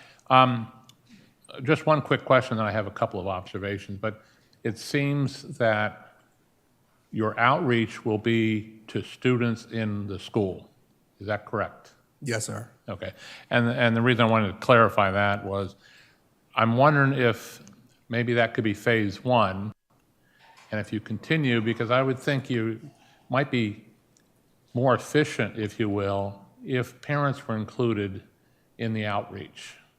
Because the parents can see what the child is learning, and then they can help reinforce it over time, whereas sometimes children, you tell them something today, and 3 days later, they've forgotten it, if you will. So I'm wondering if maybe HOAs or like Boys and Girls Clubs, those kinds of things, or even church groups would be a better avenue where you could capture not only the child that you're wanting to show and teach safety, but also get the parent to buy into it. So I just offer that as a possible, as the program grows and expands, you might want to cast a wider net, if you will. But I thank you for that, and I commend you for what you're doing. I look forward to seeing positive results. Thank you. And just to touch on that point, thank you so much, Councilmember Brady. We have been discussing with the police department as well, with Mr. Preston, as Mr. Preston does he has a variety of talks with different organizations. So he has offered me the opportunity to come out with him and kind of be a focal point in getting this message along to the organizations like the churches, like some of the HOA organizations that he talks to. So we have been on that route. Yes. Thank you, Mr. Coker. Very much appreciate the presentation. It's nice to see when passion and work come together and coincide, and you can work on something with which you're truly interested in. I will add to the benefits here. You know, you're talking about mental health and exercise and that sort of thing. But I think there is another value to this as well. I think this presents an opportunity for kids to learn about independence and the ability to have a certain sense of confidence that they can get home and kind of be out there on their own, exploring the world, if you will, but in control of their own activity in that manner. And I know I recount a story from time to time about took my kids back to one of the towns I grew up in, and I showed them where I quote, walked to school, and I was at the house, and I said, okay, we got driving. They're like, well, where is it? Well, where is it? I said, oh, we're not there yet. Well, they thought I was kidding, because they can imagine anybody would have walked that far to get to school, and I think in today's world, we pamper our kids to such an extent that they've lost that ability to have that confidence and that independence to go out there and walk themselves or to ride a bike. So I think there is an additional value to this. I'll look to my colleagues. I don't think there's anything, it's not on the agenda item here as an action, but I think you have the consensus of the council that we should be moving forward with this, and we wish you, good work on this as you move forward with both the school and the county and other partners as well. Thank you so much, Council. Thank you very much. All right, next item on our agenda. I'll turn this, this is also under new business. I'll look to staff for presentation on the FY24 mid-year budget report. City Manager. Thank you, Mayor Pro Tem, Council. And with regard to our previous presentation, our young people are doing pretty good in this world. This is a very recent college graduate who has jumped right in and getting a fine coaching job from Joe Minor and keeping him on course. All right, so it's time for the mid-year review, which is an opportunity for us to tell you all how we're going with the flight plan that you issued us in July of last year, which is our budget. But to get us started so that the residents outside out in television land can understand what we're doing, I will read the letter that I sent to the council as a part of this document. Dear honorable members of the Bowie City Council, I am pleased to submit for review the fiscal year 2023-2024 mid-year budget review. This report covers the status of objectives committed to in the budget as well as the mid-year financial summary. The general fund revenues and expenditures appear to be on target with the FY 2024 adopted budget. Revenues at midpoint are $45.3 million, while expenditures are $28 million. The city's most major revenue source, real and personal property taxes, increased by $797,200 compared to the same time last year, but less than $1.3 million increase in the fiscal year 2023.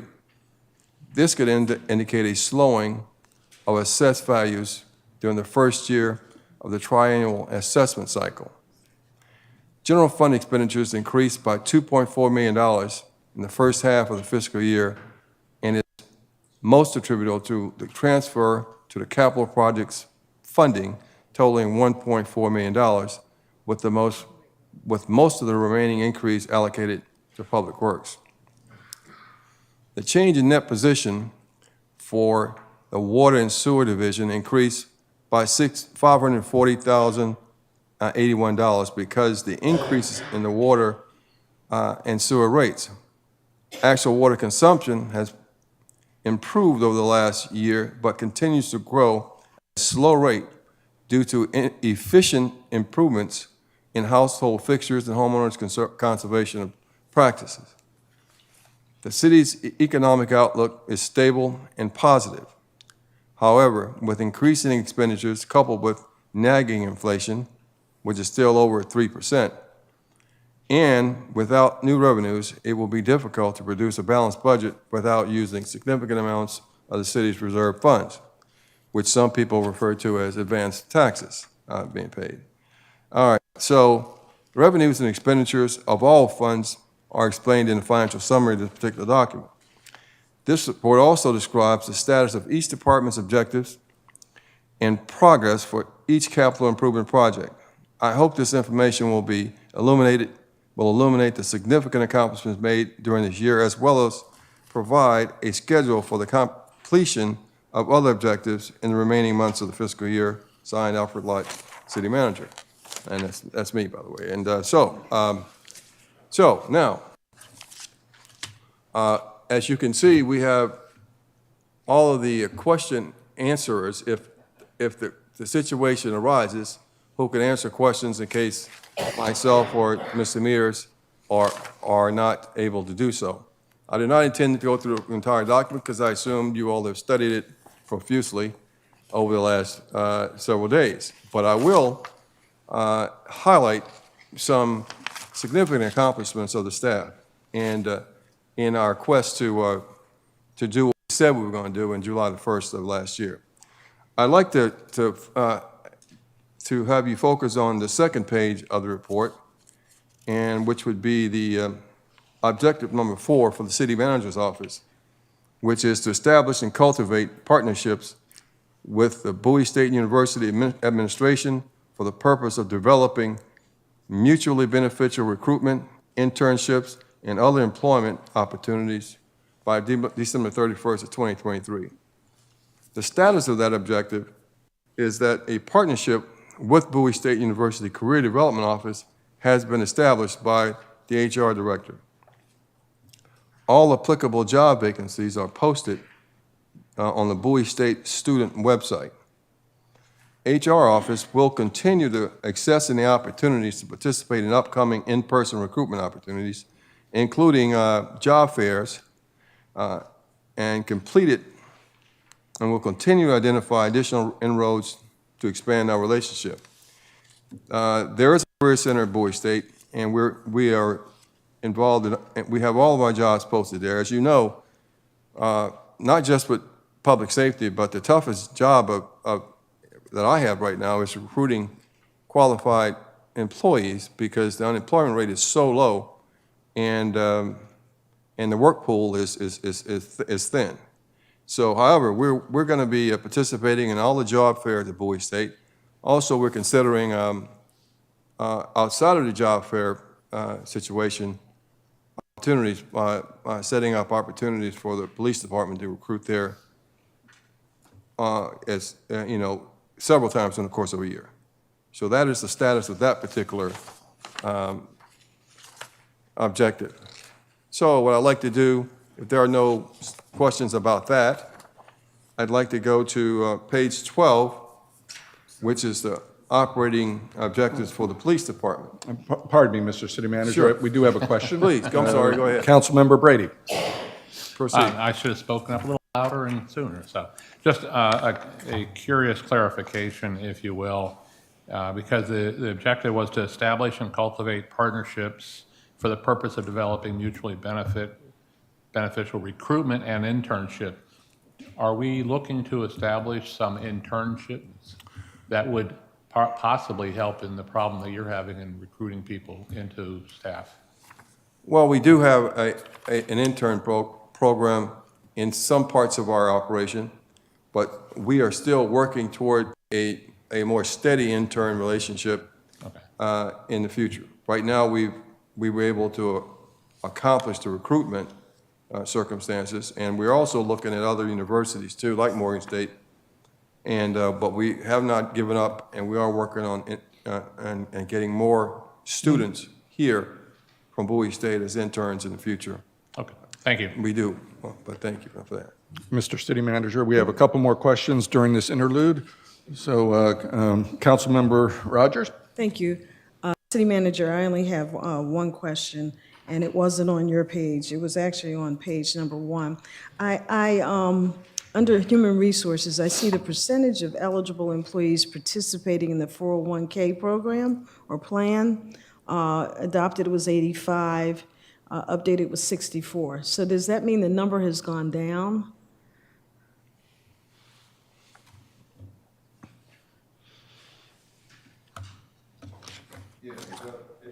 Appears to be so by that particular number, but I'd like to, we just had a meeting today with Mission Square. I'd like to verify this number because I think our overall participation is better Okay, good. than it's depicted here. Yes, Yeah. I believe this number is an annual addition, not total participants, because this is Right. way lower than our total Yeah. participants. Okay, good. Thank you. That's all I needed. One of the things we're striving to do when it comes to our employees, especially our blue-collar employees, we want to get them to become contributors and participating in the process so that, because when you participate as an employee, there's a match associated with it. And our objective here is to help these people build their pile of money so when they retire, they can retire and won't have to keep working until they're forever. But, so, yes. Well, we're better than that. Thank you for the clarification, Dan.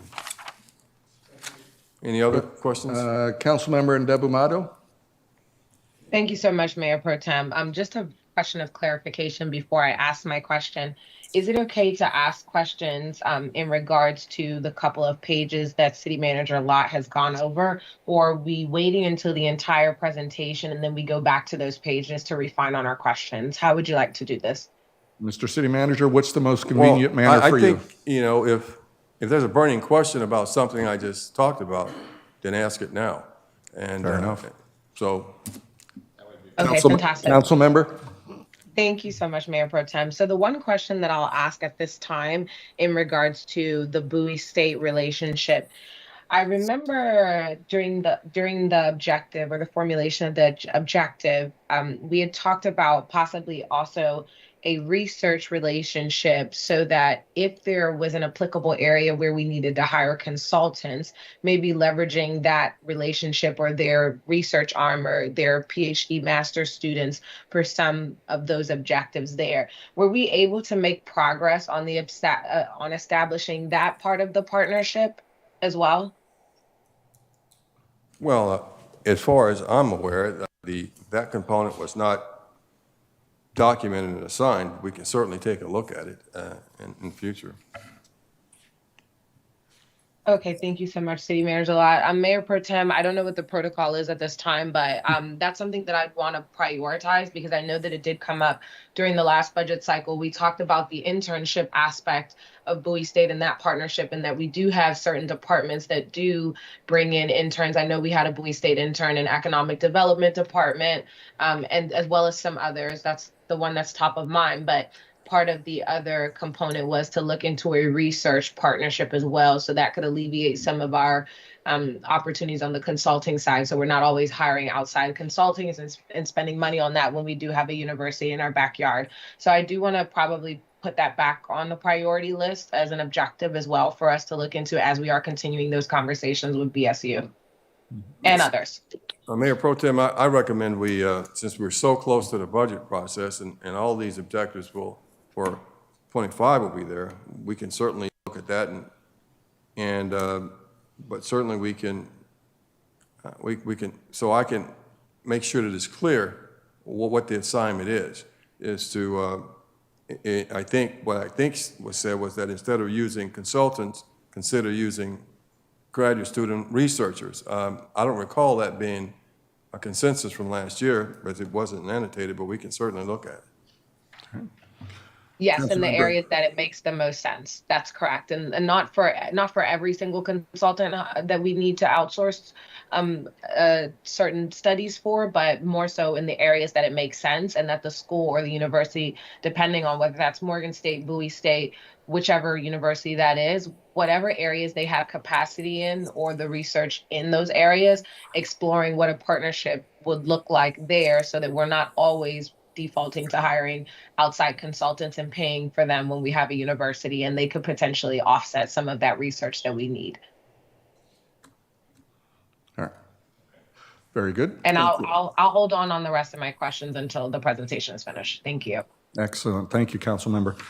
I do have a quick question myself on the Bowie State. I believe they have a criminal justice program there. Is that something that we've looked at recruiting? Yes. Very good. Excellent. Yes to both your comments. Excellent. Very good. Thank you. Right, and All right. we're going to present through the police department, their recruitment plan, which is going to be something different than what we've done before, so that we can get better results, and that including this university and all universities where criminal justice majors, criminology majors exist, and we want to be there and go there and talk to those people to cause them to hopefully want to be suburban police officers here in Bowie. Excellent. And that's what we're looking for, and that's... Outstanding. Thank you very much. And I guess now back to our regular scheduled program.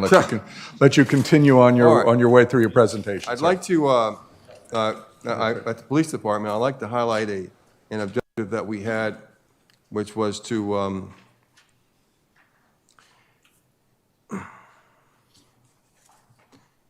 number on page 12, the second one was to implement a scenario-based training for first-line supervisors to ensure confidence and competence in the managing of critical scenes. The status of that objective was that 2 patrol squads participated in a full-scale active assailant exercise at City Hall. Additional training will be conducted for each patrol squad that will focus on clearing a building and managing critical incidents. This objective will be completed by the end of June, but is on course and doing well, and training is critical, as we watch the news, how critical it is to have people qualified to do this sort of thing. That's why I brought it up. Any questions about this?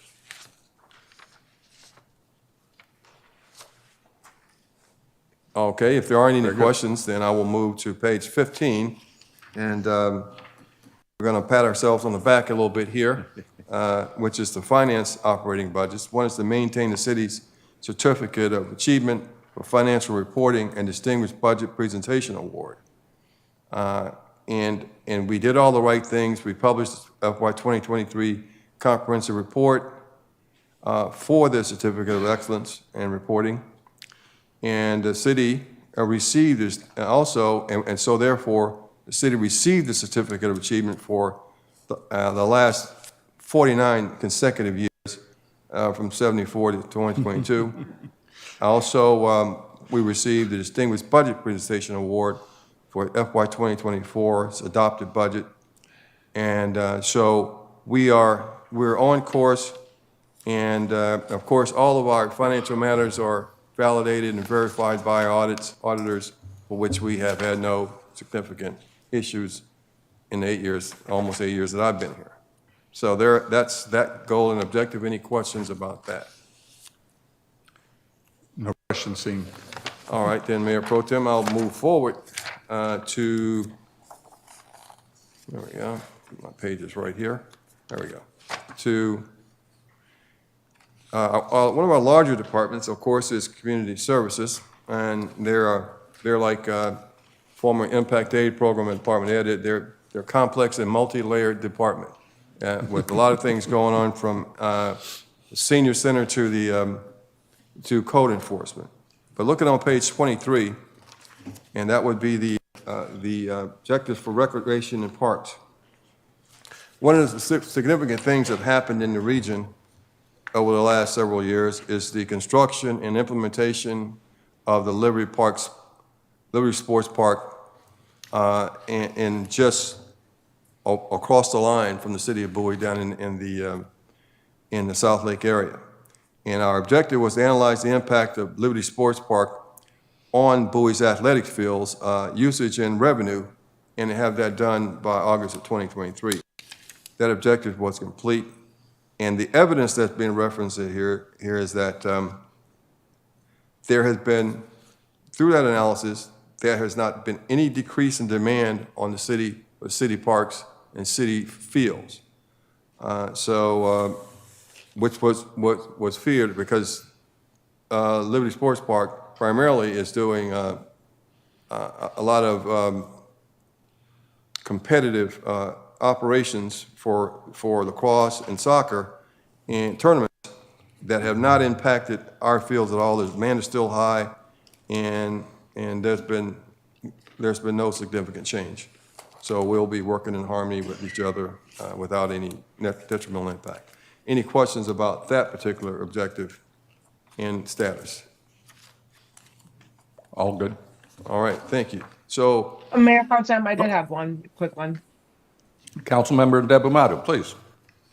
This might relate to the objective or it might be slightly out, but it would be interesting to understand in terms of police calls or any type of public safety, has there been any uptick as a result of the opening of Liberty Sports Park on our police on the Bowie side of the house, or maybe we don't know yet because it's too soon?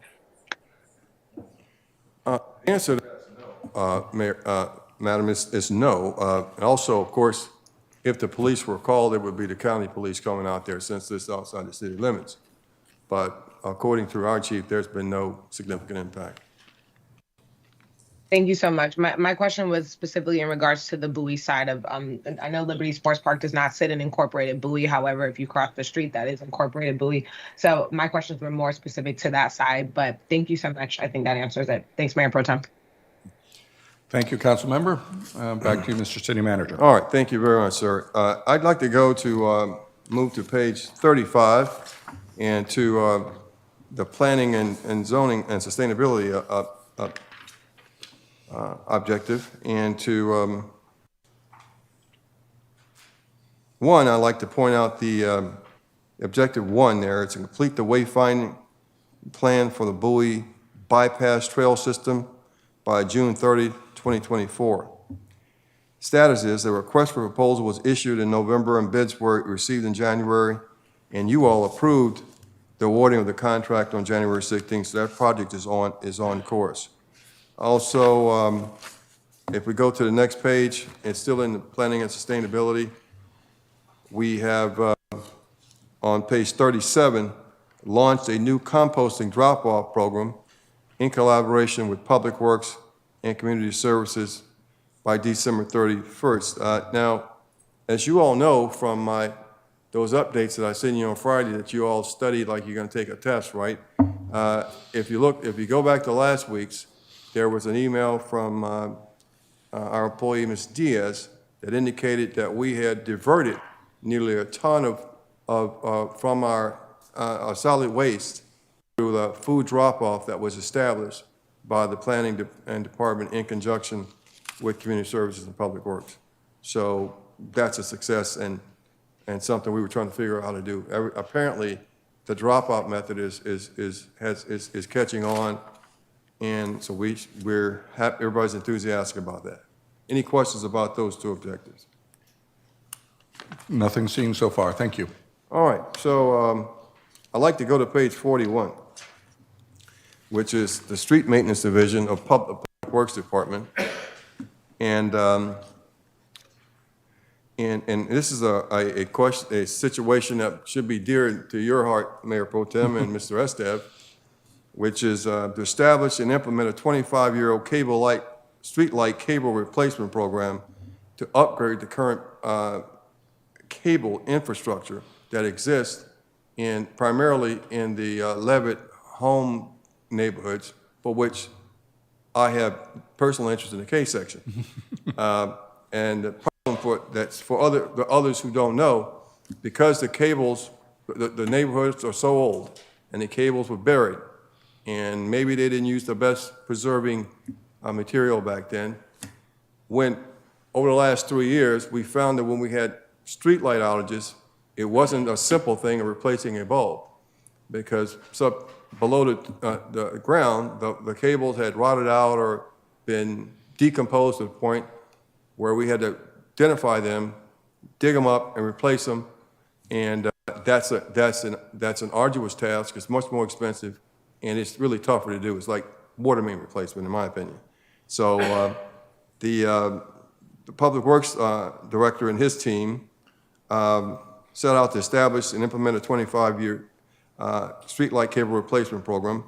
And what they've done is mapped out the underground cable using technology, and then they've assessed a projected assessment of what the cables might be depending on when they were planted. And then there is, and you'll find a month and a half from now when I present this outstanding budget for 2025 to you, that there are provisions in that budget to initiate this replacement program. So that's something I thought you all might have an interest in. And oh, by the way, just so you know, the Streets Division and along with Parks and Grounds, they're the people that plowed the snow and kept us out of harm's way this year when it came to winter weather.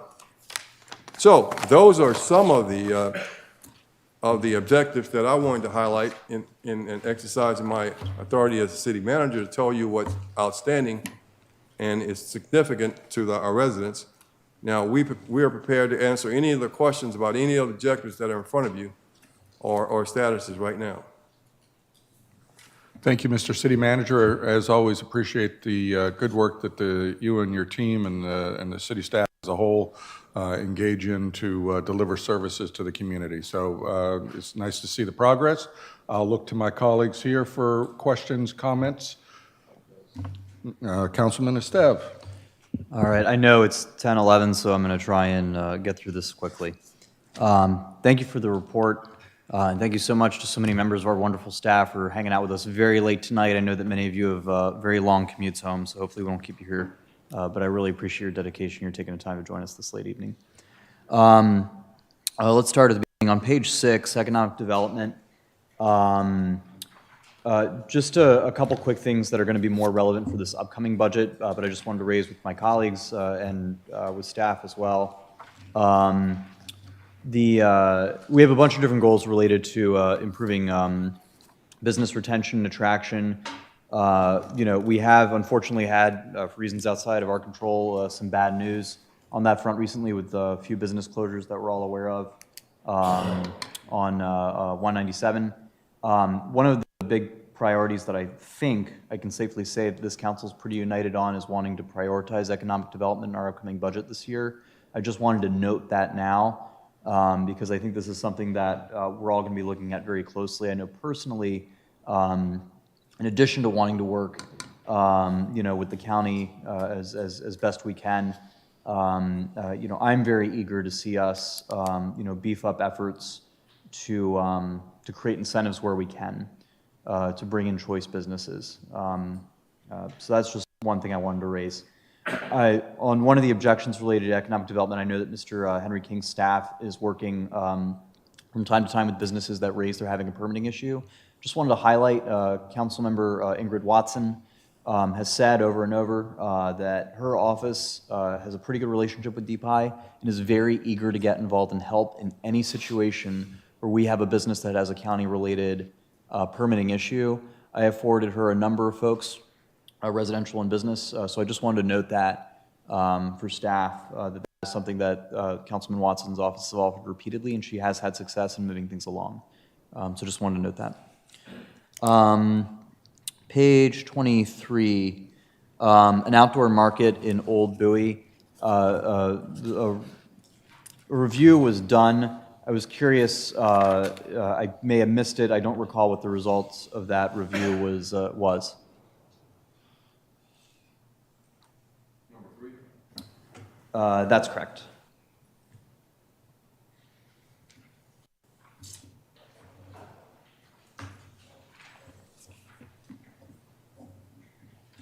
Hey, Mr. John Henry King. Your commute is not as long as some of your colleagues, so I don't feel too bad making you come.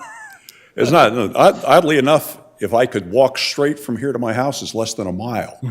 It's a 4.5-mile drive, which means I believe Councilmember Rogers would have an even shorter walk. We could walk together.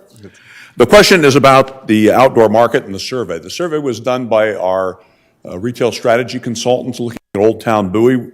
The results of that have been shared. with Mr. Corley, our events planner, and the market manager. And I've not yet had a chance to talk with him as to how that's moving forward, but he's supportive of the idea. I think it's important to note that we're calling it an outdoor market. We're not trying to replicate or reduce the farmers market that we currently have on Route 450. We are looking to see how can we expand, do something that builds on the farmers market idea, but maybe offers more and different, so that we're not forcing people to compete. We're offering them a new choice, different day, different place, and a different mix of vendors, perhaps. Does that answer your question, sir? That's perfect. I appreciate that everything's been shared with Matt Corley and Community Services. If you could just reshare that with council, I'd really appreciate it. I'll do that. He owes me for covering this because he could have been here tonight to answer it. Thank you. And actually, before you go away, Mr. John Henry King, let me just make sure I actually didn't have anything else for you specifically in my questions. I did not. All right, just want to make sure.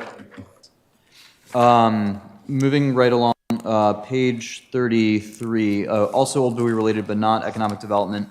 The Railroad Museum project, I know we've had some delays related to staffing. Just wanted to highlight that one. I don't know if I see Mr. Minor out there, but I just wanted to raise that one. That's one that obviously I'm monitoring pretty closely, and if Mr. Minor is able to just send a quick, fresh update on that, I'd appreciate it. We'll get you a report on that one from Joe. Thank you, sir. He's on leave now.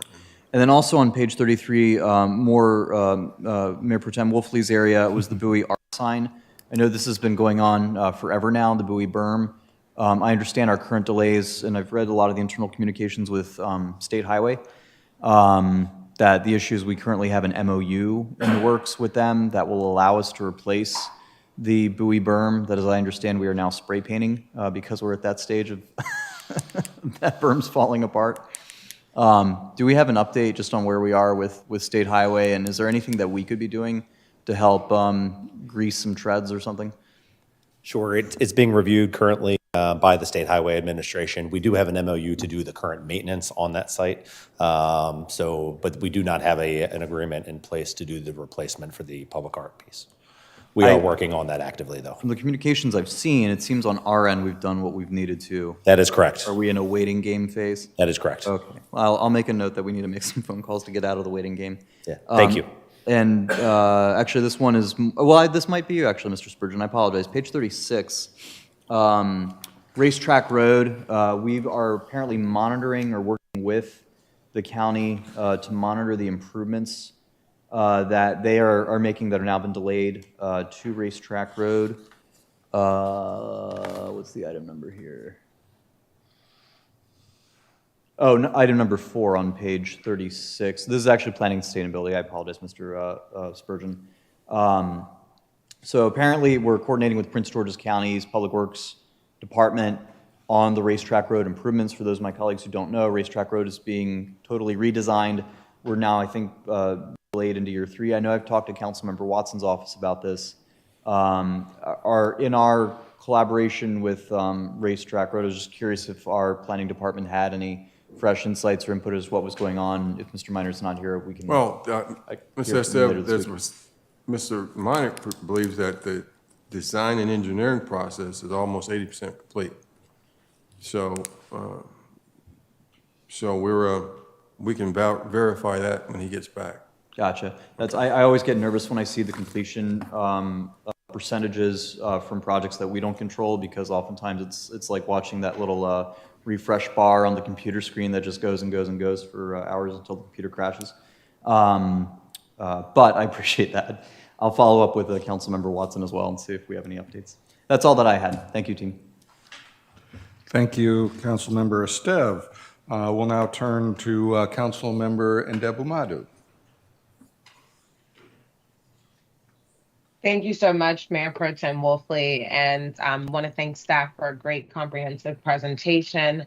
I'm going to start off on page 2, under communications on budget on mid-year review objective 1. Is there the possibility, it says the division will produce a monthly report that tracks engagement metrics for various platforms. Is there a possibility that council could see that engagement metric just so we can see, you just get an understanding of how our residents are engaging, if there's a different way to help and support communications to disseminate information, just so we can get a better understanding of that? Well, we'll present certainly the report of what we're doing, no problem. Sounds good. Thank you. Then also, I will finish up with this department before I move on to that. The other also point of clarification I'd love to understand is it says on number 2 that registrations increased by at least 5%. I know it increased by 6%, so I want to give Una a shout out for great work. But also, clarifying question: what is that 6% based off? Is that 6% based off the total number of registrations we already had, or 6% of the population? Where's the number coming from? Give me the desk here. Sorry, it cut out. I didn't hear. We're working for getting the staff adjusted here. Okay, sounds good. Good evening. The number is based on the number of households in that neighborhood and compared to the number of registrations we have for that neighborhood. Awesome, thank you. That's all my questions for communications. Under business operations, I'm going to move to objective 4. So I see the table that's broken down where it says business operation had a number of resident complaints that were adopted and it was updated. So I guess what I would love to get clarity on is that during, I want to say whether that was the last council hearing or the council hearing before that, we had talked about potentially getting a liaison to the city council. I know there's been some misunderstanding around resident complaints, who handles that, but it seems that business operations handles residents' complaints. So I guess what I'd love to get clarity on for this body is clarity on the role of business operations, clarity on the role of city clerk, clarity on the role of assistant city clerk, so we can get a clear understanding of like who handles what, and then that we can understand the number of resident complaints that you're tracking. Is that of the complaints that residents field through council members, or is that of through the system that the city has, or like the source of inbounding those complaints? And if they are not from council members, and essentially where they are coming from, and if that's the function of that operation unit. Well, let me start off so everybody understand what happened, how the business operations came to be. If you all remember, there was an assistant to the city manager, Denise Mahoney, and when she retired, I was here. I'd been here 4 or 5 months. The thing that I noticed immediately was the amount of inquiries and/or complaints for residents about other agencies. For example, somebody gets their electricity from BG&E. BG&E isn't being a cooperative. Pepco, Washington Gas,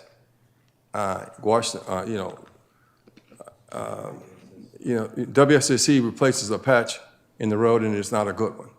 And how do you get them to comply? And so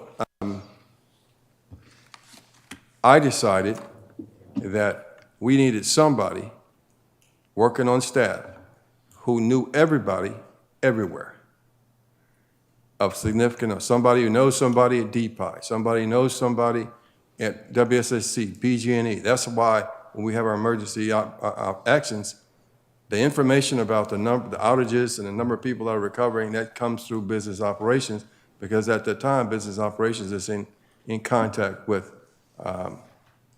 the entity. Now, I noted that the way it is here in Bowie, many residents who have those complaints with those agencies would prefer that somebody else make the phone call or help them get connected.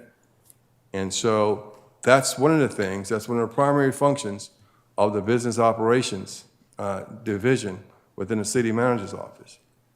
It's this particular person, Matty Rizzurto is in charge of it, but whoever is in the job will have contacts with everybody who touches a resident for support. And so, and Maddie can, or her assistant can connect the resident with the person they need to talk to and help them get the answers. Now, with regard to the city clerk's position, it's defined in the charters and the codes. The city clerk's function is to provide support, administrative and other support to the city council. And there's a specific budget for it. For example, there is a big shopping center convention in Las Vegas that council members have attended over the last 3 years. That coordination is done to the city clerk. She does all the work. All of the coordination for MML operations, that's done by the city clerk for you all. And meetings, connecting you with residents. When residents want to talk to somebody and they're having difficulty, the city clerk does that. Those are some of the things that those organizations do. Okay, so Certainly, I'll address a little bit further. In regards to issues that come before the city, we try very hard to connect our constituents with the exact department that they are interested in. We have a number of different ways in which they can do that. We have a customer service app that people can download. It's a service request system that allows people to select what their exact issue is.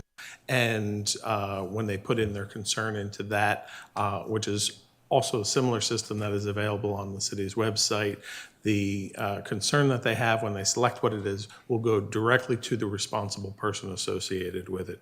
Throughout the city's website, we have information on a variety of topics, whether that's sanitation or streets or parks or animal control. And you will find that on all of those web pages, there's direct contact information, both telephone numbers and email addresses for the exact people are responsible for addressing those.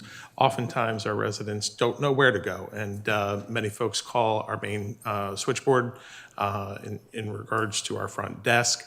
Those calls for service get routed out to the appropriate departments. Our front desk actually reports to business operations, so they are a central point in which communications do come out in terms of getting response. So we don't have one approach in which residents can address the city and how they can get response. We try to have multiple avenues for folks to do that. From the city council standpoint, we're very streamlined in that regard. If you want to reach out to the city clerk, the city manager, myself, let us know what the concern is, and we get those routed out directly to the appropriate party to respond to those issues. The question was in regards to business operations. Mr. Lott addressed how business operations is often responsible for addressing those questions that come to the city that are not the city's responsibility, and we try to have an opportunity to connect people in terms of the right location for dealing with those, or there may be an issue that is particularly complex, that is unusual, and we utilize business operations to help coordinate between our departments on those complex issues that may be complex internally or also complex both internally and externally to deal with it. So business operations is not necessarily responsible for all customer service requests, but they are certainly responsible for routing some of the routine ones to the correct place through our reception staff, and also when assigned by the city manager or dealing with outside agencies, address some of those. well, we deal with customer services, inquiries and complaints, 15, 20 that I'm aware of each week. For example, there was a complaint that came in today regarding someone who's parking on the sidewalk. You know, that came to me. That's an important, when you block the sidewalk, people in wheelchairs can't get around. They have to get in the streets. That's unacceptable. So that came to me from the interested party. I referred it to the police department, and that's a parking enforcement issue, and we're going to deal with that if it's observed, of course, if the person's still doing it, and that will be dealt with. And that's simple, but that's how we manage a lot of things. For example, the business operation person facilitates meetings between the staff and State Highway Administration so we can do all that we can with the leverage that we have, which isn't very much with the state because, however, because I don't have a state senator or a delegate standing behind me with somebody with some pull, but we work cooperative with them, and we get a lot out of them, and we know exactly who maintains all the park and planning facilities in Bowie. So when an issue comes up about that, we can communicate directly with that person through business operations and/or through Nick and his team, depending on the circumstances. But I direct that, like Roy Campanella with Dodgers back in the day. You know, I'm the guy getting it to the right person when the complaint comes in, because that's my job. And we do a pretty good job of it. Thank you. Thank you so much for that elaborate explanation. Super helpful for the residents of District 4 to have a better understanding of how our inner workings are functioning. I think what I would like to get clarity on, if we can get this as a follow-up in email to us. It says, no, I'm just going specifically off of what's written here on page 3. Page 3, great, go ahead. Let me continue. On page 3, it says number of resident complaints. It says 47 adopted, 52 updated. I guess I'm just not very clear based off of that explanation and that definition of business operations. Then where's the number coming from? And just the clarity there, it still is a little bit unclear for me. So I know if it's a little unclear for me, maybe a little unclear for any residents in District 4 that are watching. So I guess I just want to get clarity on there. When it says number of meetings, what does that mean from clarity? Is that like meetings with other state agencies? Is that meetings with residents or HOAs? Like just a little bit more clarity. And then in terms of the number of annexation presentations, it says 3 adopted, 1 updated. I guess for me, just out of clarity, just understanding presentations, to whom is that 3 presentations that people asked for, different HOAs, and then 3 is what we gave, and then maybe I guess it's just a little unclear. And then what I would love to understand from these actions, if there were 3 presentations, it says 3 presentations adopted, pending clarification of what that means, then how many of those actually translated into annexations for the city? Like, is there a metric? Did we track out of those presentations what translated into actual annexations for us within this year, this FY 2024? So I think that would be helpful for us to understand what's actually being articulated in this section of business operations. And then I think for us going into the budget cycle, just the description of the role description for business operations, city clerk and assistant city clerk, I think that would be helpful as well. Okay, I can address that a little bit. The first item in regards to the adopted and the updated. So in terms of this data, the adopted is the metric that was included in the adopted budget, so it was an expectation number. And then the updated is what the results are in regards to that number. So there's ultimately in the first few months. So the number of resident complaint items that are included in there, those are ones that specifically came to the business operations office that they were handling and managing themselves. They would not include the ones that would be routed out to other departments. Meetings is a whole variety. Those may be meetings associated with telecommunications. Business operations has some meetings associated with some environmental issues and concerns. They manage some items associated with regional entities through COG, so it may be participation in COG meetings, meetings with county officials. They can be meetings with state highway, WSSC. It is the whole gamut of things that they cover in regards to that. In terms of annexation presentations, those are not ones that are initiated by the city. That is by request. So if there's a neighborhood or an area that is interested in learning more about annexation and they put in a request for that, that is coordinated through our business operations staff. They often bring planning into that. Finance also gets involved with that. And while we do from time to have some presentations on annexations in the city, we have not had an annexation recently. I believe our last annexation was the South Lake development. Awesome, thank you so much. And I know I've been working with you. Sorry, is someone speaking? I was about to say, it was either South Lake or the ballpark. I'm trying to remember which one was the more recent one of those two. Mill Branch was the most recent one? Okay, yeah. Okay, awesome. Well, thank you so much. I know that I'm working with you to work with Joe Minor on getting a presentation coming up on annexation. And I know I've received a little inquiry from a small neighborhood that's right, that butts up against the city that's right across from Woodmore with 6 houses that are interested in being annexed, as well as another business meaning like a church-like school facility that's interested in being annexed. So I know we have that on the docket coming up. So thank you so much for your help there. Let me move on to economic development so I can end on community services in the interest of time. My question around economic development, and I'll pause for a little bit if you need some time for Mr. John Henry King to come up, or if it's okay to proceed with my question. Please ask your question. Awesome, thanks. So essentially, from the aspect of economic development, echoing a lot of what my colleague, Councilmember Stev, mentioned in terms of there being a priority and a heavier focus there, it talked about, number one, establishing a revitalization program for Old Town Bowie, but it didn't really mention the revitalization committee and the report and the establishment of the committee that we established under EDC for South Bowie. Is that an area that we're not tracking at this time, or I just want to get clarity on why that component wasn't included in this review?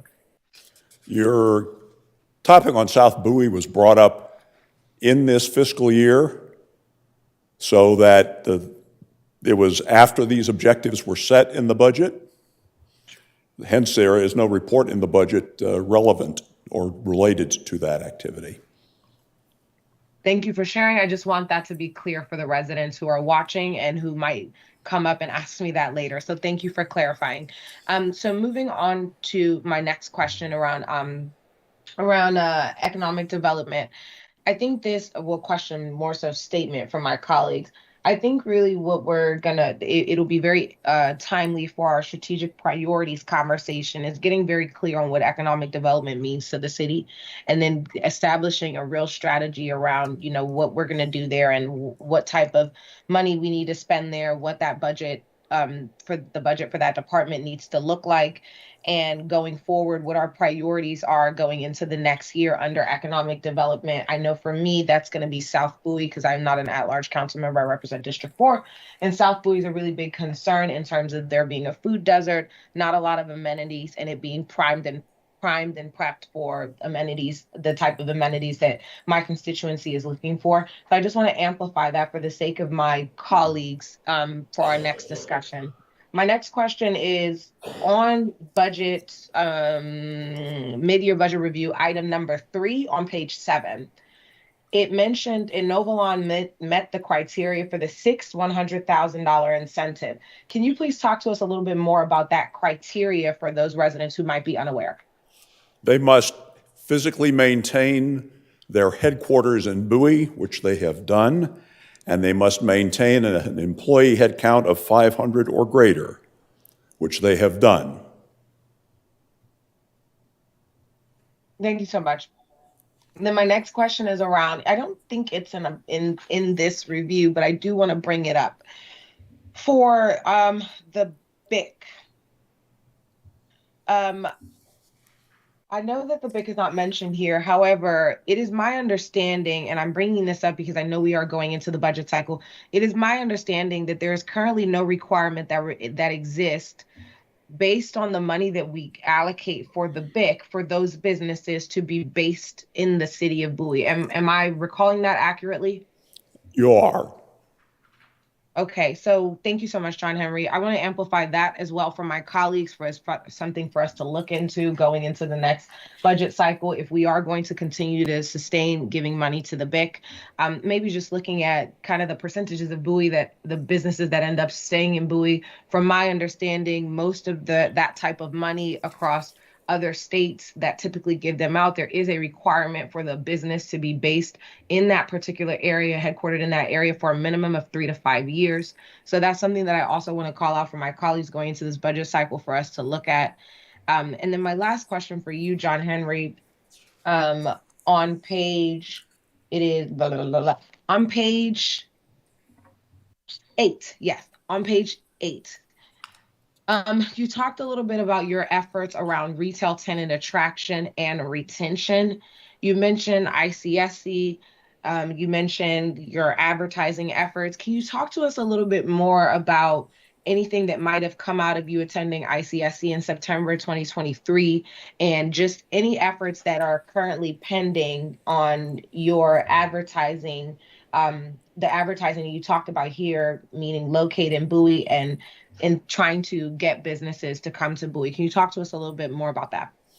First, regarding the ICSC event in September, I think the main thing, or the big get, was that was our first opportunity to meet the new owners of the Regal Cinema property. That event in September was about 2 weeks before they completed their purchase, but they made themselves known to us. We had the first opportunity to talk with them. The second big thing is every one of our major shopping center developers was present at that Mid-Atlantic event. We had an opportunity to talk with the leasing agents for each of those centers, get a better understanding of the tenants that have had look at their vacant properties but not sign a deal. What were the issues that precluded the retail lease being made with that tenant? They were more business things. We did not gather anything that was wrong with Bowie. They're just a plethora of opportunities for a retailer. As far as the advertising goes, the advertising is in magazines that are read by retail site locators. The principal one is Shopping Center Business, that's mentioned in my report. The other ones are the City Biz newsletters, which is an e-news that goes to most of the active brokers in this region. And this region is actually 2 regions, the greater Washington, D.C. region and the greater Baltimore region, because we're kind of on the edge of both of those. And that's where our advertising is focused. The whole scheme that I've used is a simple one. There are hundreds of commercial real estate brokers talking to prospective businesses that could look at Bowie every day. And those hundreds of brokers can talk to more businesses in a day than I can. So I'm marketing Bowie to the salesmen that are talking to the businesses that want to land here. Secondarily, we're trying to get general information out to the businesses, but that's a much broader topic, or a much broader one, and we don't have, I think we get better bang for our advertising dollar continuing to focus on the salesmen who can land the tenants at our properties. Thank you so much, John Henry. That's super helpful. I think I'm in alignment with your strategy to talk to brokers. I mean, it's a very simple way to scale. If they're talking to hundreds of people per day and it is their job to essentially fill shopping centers with businesses, then it makes sense that you're talking to the right target audience. So I appreciate the context there for any resident that is curious. And it's interesting because I actually just wrote an op-ed on this very same topic on economic development from a global perspective that was published last week. So great to hear that we're in alignment on strategies. The next question that I have for you, just really quickly, and then I'll move on to community services. I have one question there, is I remember, I'm gonna bring this up mainly because it was a big topic of conversation in the past around the Sears building. Is there anything that you can share with us there in terms of what Regency Furniture is doing, or is that something that we want to bring up at a later time? I had occasion to mention in a conversation earlier today that I get one response from the property owner for about every 10 emails I send to him. He's not uncommunicative, but he doesn't have a need to communicate as often as I would certainly like. I do know that the owner of the property is the owner of the rights to be Regency Furniture, Ashley Furniture, or Marlowe Furniture. So he could use any one of those in the structure that he uses. And I continue to work to encourage him to come to council and introduce himself. He's obviously a man that has an interest in owning real estate. He owns the real estate under a real estate investment company. So he certainly appreciates the value of a well-located piece of commercial ground in that regard. Okay, so, oh. And go ahead. I wanted, before I continue, I'd sure like to see the op-ed you wrote, so please email me a link to it. Love to read it. I will do. Just a quick question for you, just to clarify for District 4, is if I understand, you have invited the owners of the former Sears building, now as I know it, Regency Furniture, but could be any of one of those three that you mentioned. You have invited them to come forward to council, and they just seems like they have not taken you up on that opportunity yet. Am I hearing that correctly? That's correct. Okay, thank you. I just want to make sure that our residents know that we are definitely doing our part and you are doing your part as well. Unfortunately, the owner has not taken us up on that offer. So I know if I know you correctly, you will continue to diligently push and power forward. So appreciate that. Thank you. And I look forward to seeing your strategy going into the next fiscal year. So appreciate that. My last question is for community services on page 20, item number 2. And I'll move forward with my question. It talks about expanding annual senior information fair to include social and mental health services. One thing that I wanted to ask and amplify going forward, I know for District 4, I've received a number of different emails from my constituents who are much more seasoned and in a different phase in their life when it comes to the workforce, who are now looking to re-enter the workforce and adopt new skills. So I don't necessarily know if this is the appropriate area for it, but I do see this as an opportunity. Since you're saying the senior information fair, is there an opportunity for us to maybe incorporate some of Mr. Bugg's work and just amplify that work at this information fair so that seniors who are curious about how do we maybe transition back into the workforce, whether that's a part-time contractor role or a part-time project manager role, just so that they can have what skills are top of mind today. Is that something that would fit in this area or that we can look at going forward? We can evaluate that. The goal of the senior information fair is for our senior population that's utilizing the senior services, accessing our senior services. But we'll certainly take a look at that. Okay, awesome. Thank you. Thank you. Rest of it is great work. I want to say thank you to staff for putting this together, and then I'll turn it back over to you, Mayor Pro Tem. Thank you so much. Thank you, Councilmember Ndebumato. Now we'll turn to Councilmember Rogers. Thank you, Mayor Pro Tem. First of all, I want to say that the mid-year review was an excellent document for me. The opportunity to learn by looking through the different programs is absolutely great. I'm very familiar with budget processes, so but I'm accustomed to the federal level. So I just have just one question in regard to some of these programs that have a budget, but they haven't obligated anything, and I'm accustomed to burn rates, so by the time you get to mid-year, you should be, at least 40%, and I see a lot of these are zero. So it became obvious to me that this process is different than what I'm accustomed to. So that was one thing. The other thing, I'll go back, and I agree with Councilwoman, and I'm going to mess up your name. Roxy, I'm sorry. But I agree. We'll get there, don't worry about it. I have to get the cadence. I can't get the cadence. But adopted and updated threw me off. So that's why, I asked that first question. Now that I know that the adopted is your metric, that's what you're measuring against, and your updated is your mid-year results, then it made better sense to me. So those... Adopted is specifically what you all told us to do on July the 1st. Right, that's your when you voted for the baseline, budget. right? That's your baseline. Right, and so that's what I didn't understand, that part. So other than that, so like I said, I know something must be different around the burn rate because I see all of these programs here with money they haven't spent. But I do want to thank you all for pulling together a great document. The mid-year review process is just that.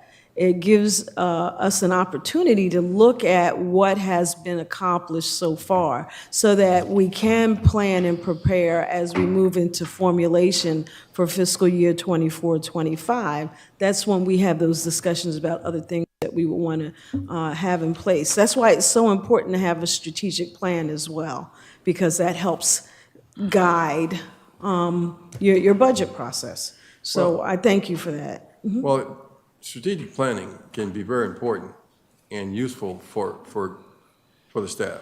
For example, in Albany, Georgia, they did this council would update their strategic plan every 3 or 4 years. When they came out of the meeting, the assistant city manager and I would be there taking notes, and they would have a mission set up, a current mission, a current vision, and then a list of priorities. For example, Albany had a 27% poverty rate.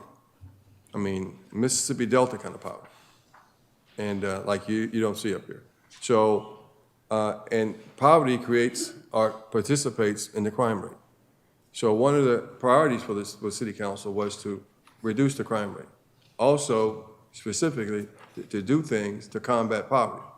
For example, we had a recreation department that had 60 people in various numbers of programs. Because the kids were so poor, the fees were almost non-existent, because the objective was to give them something to do, get off the streets, because many of them have bad home lives and all that sort of thing, and it worked. Also, if a bona fide charitable organization that was looking to have the kids living in poverty participate in a basketball tournament in Atlanta, and I knew this was a valid organization, I could rent the vans and pay for the hotels as a city manager to send those kids there, because I had the priorities in my face. Because I knew, because I'm credentialed, right, that if I sent those kids, those poor kids, or living in the kind of poverty we don't even understand, if I could send them to Atlanta so they could play basketball and learn sportsmanship, find a niche for themselves, and treat them like decent humans so they could eat good and live in a hotel, the society in Albany was better off, because there were fewer kids. Also, I knew, because of our jail, that 8 out of 10 inmates were high school dropouts. So that if I could do anything to help the school superintendent, Sally Watley at the time, increase her graduation rate, I was saving us from locking up and incarcerating one other person who now had a high school diploma and could see where they could fit in the society rather than just robbing and taking somebody. So that's a little dramatic, but it's an example of how, given the priorities, we could maybe be more effective as a staff and not having to come back to you guys so much. Yeah, I mean, I agree with that 100%. If you're moving in the same direction, it makes this process a bit easier. So I'll just go back and just ask my one question around the burn rate. Is there a burn rate? Am I looking at this wrong? As a former Fed, now, I was only a Fed for 5 years, like Mr. Brady and some of you and Mr. Wolfley, who were lifers, Feds, and I appreciate that, because my wife was a Fed for 38 years. That doesn't apply here, because we are at the rubber. A lot of that money that you don't see, a lot of the money gets spent in the last 3 or 4 months of the fiscal year, especially on the projects, because it takes a while to get those RFPs going and get the bids out. And some of the work, for example, the solid waste street replacement, that doesn't happen until the streets are warm enough so we can do them. So that's going to happen. Those monies are going to be encumbered in April, and that's going to go through the summer. So the money's going to be spent, or a lot more than you might think. And so, but I do have a program in place where I encourage people to pay close attention to their spending, and that's benefited us here. I learned it years ago, but if those people sitting over there are paying attention to where each dime is going, we could avoid that federal thing of spending all the money at the end of the year, and so because we don't do that here. We put it back in the fund balance, and but so I think last 1 year we said we were going to spend $9 million from the fund balance. We only spent $5 million because projects get canceled, people reuse things. Since I'm here, I pay closer attention to the maintenance on a vehicle before I replace it. How much is it costing us to keep it going? Because I used to be a maintenance guy in the Army, so but we don't have a burn rate like that. But Okay. you'll give it, after this budget process, it'll be ingrained in your. Thank you. That's what I need. I have to relearn everything. And you're gonna be, you'll see how we do it. And Thank you. I just want to thank the department heads because this is a lot of work. To take everything that you do and put it in, 40 or 50 pages is a lot. And I will just tell you, my last few months here have been I think they've been extraordinary. Your responsiveness and your willingness to help as we represent the citizens of Bowie. So thank you very much. That's all I have. Thank you. Thank you, Councilman Rogers. Councilman Brady? I'm sorry. Thank you, Mayor Pro Tem. I don't have many questions. I do want to commend staff. This document looks very familiar. Looks like all the 22 previous ones I've looked at. So I want to commend you for maintaining the long lineage of excellent reporting and work for the citizens. I do have one question regarding the budget presentation award. It's 49 years in a row, right? Is there a special award if it's for 50? No.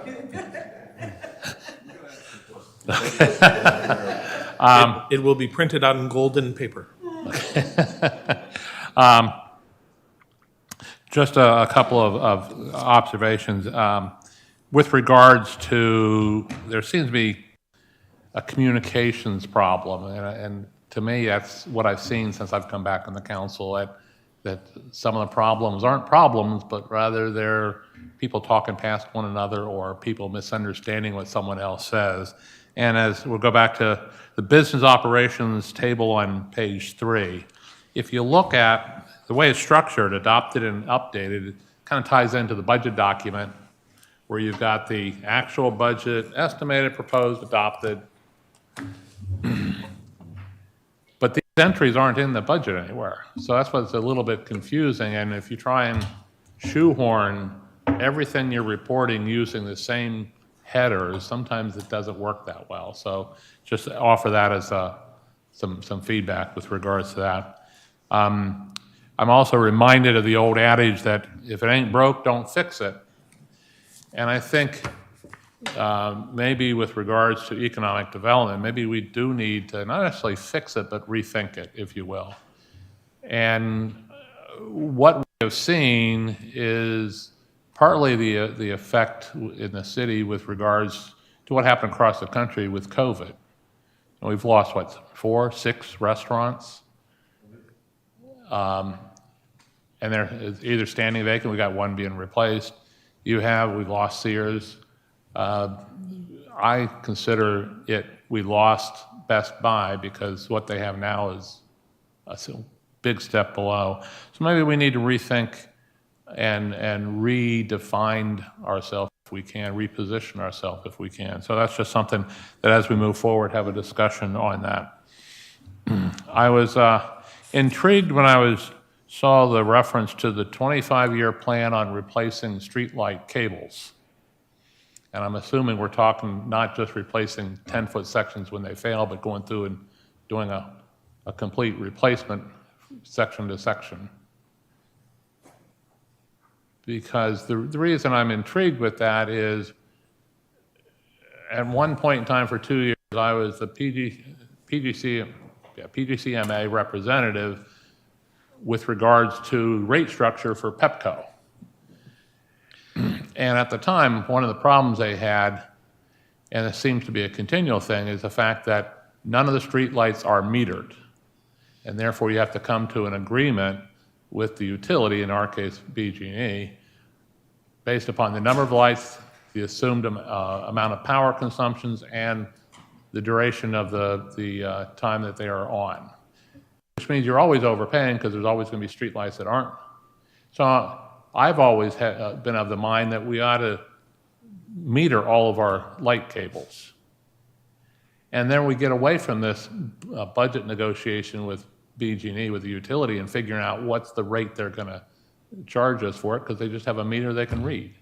If we're replacing the cables, I'm wondering if, if we just went out and replaced the cables, there'd be a high cost associated with that. But if we're replacing the cables anyways, I'm wondering if there's a way to start tying that into a metered service so that we pay a true cost for the electrical lighting rather than one that's worked out based upon what they assume and what we counter assume with regard. So I'm just throwing that out as a thought process, if you will. Well, I understand. Good evening, council members. My name is Jose Aldayuz. I'm the director of the Public Works Department. The 25-year plan is a map we have put together in terms of the cable that we have, especially in the Levitt section. And as Mr. Lott mentioned, we have mapped the age of the particular cable and establish a priority per year in terms of how long, and just estimating the life cycle for that particular cable and how long it will take to deteriorate and give us problems.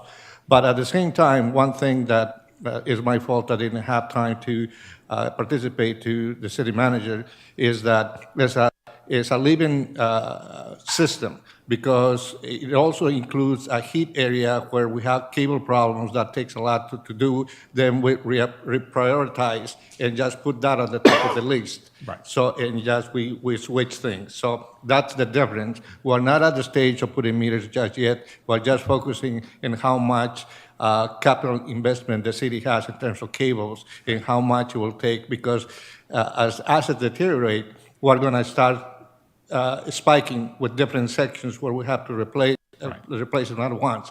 So instead of doing that, we're trying to put an asset management concept to it and allocate some money where the oldest cables are, and also the ones that are faulty.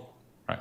So that's how we have it. And we have a spreadsheet also that, for those of us that are better with the numbers, we have the budget, the streets, everything that's going to happen in the next 25 years. I'd like to add a little bit of clarification to this. I think we're talking about two different things. We have really two kinds of streetlights within the city. We have streetlights that are the city's infrastructure, and we also have tariff lights, which are operated and maintained by BG&E. So what Mr. Aldous is talking about is the city's infrastructure. Right. It's the city's cables, the city's lights. Right. We have a lighting contractor that's responsible for that. So this is not addressing anything in terms of the BGE streetlights and the BGE network.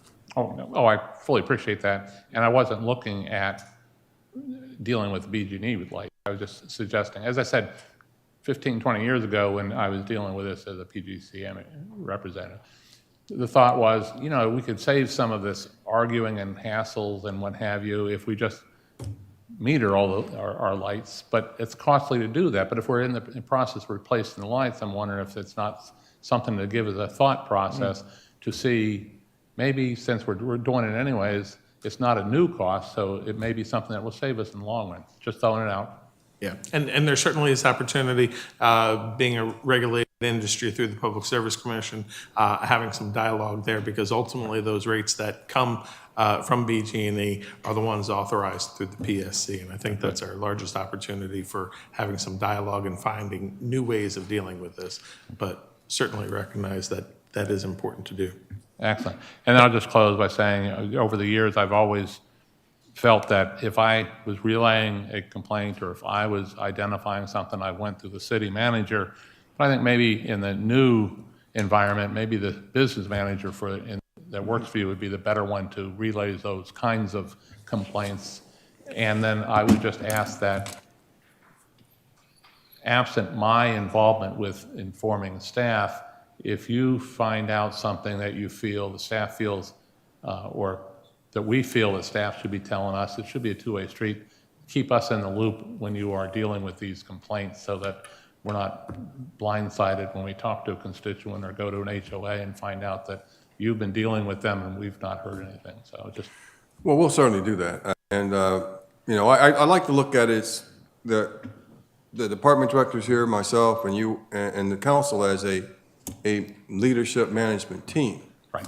And so I think it's proper and normal for a council member who knows there's a code enforcement issue to send an email to Mr. Spurgeon and report it to him. All I ask is that you copy me so that I can keep Nick on course if necessary.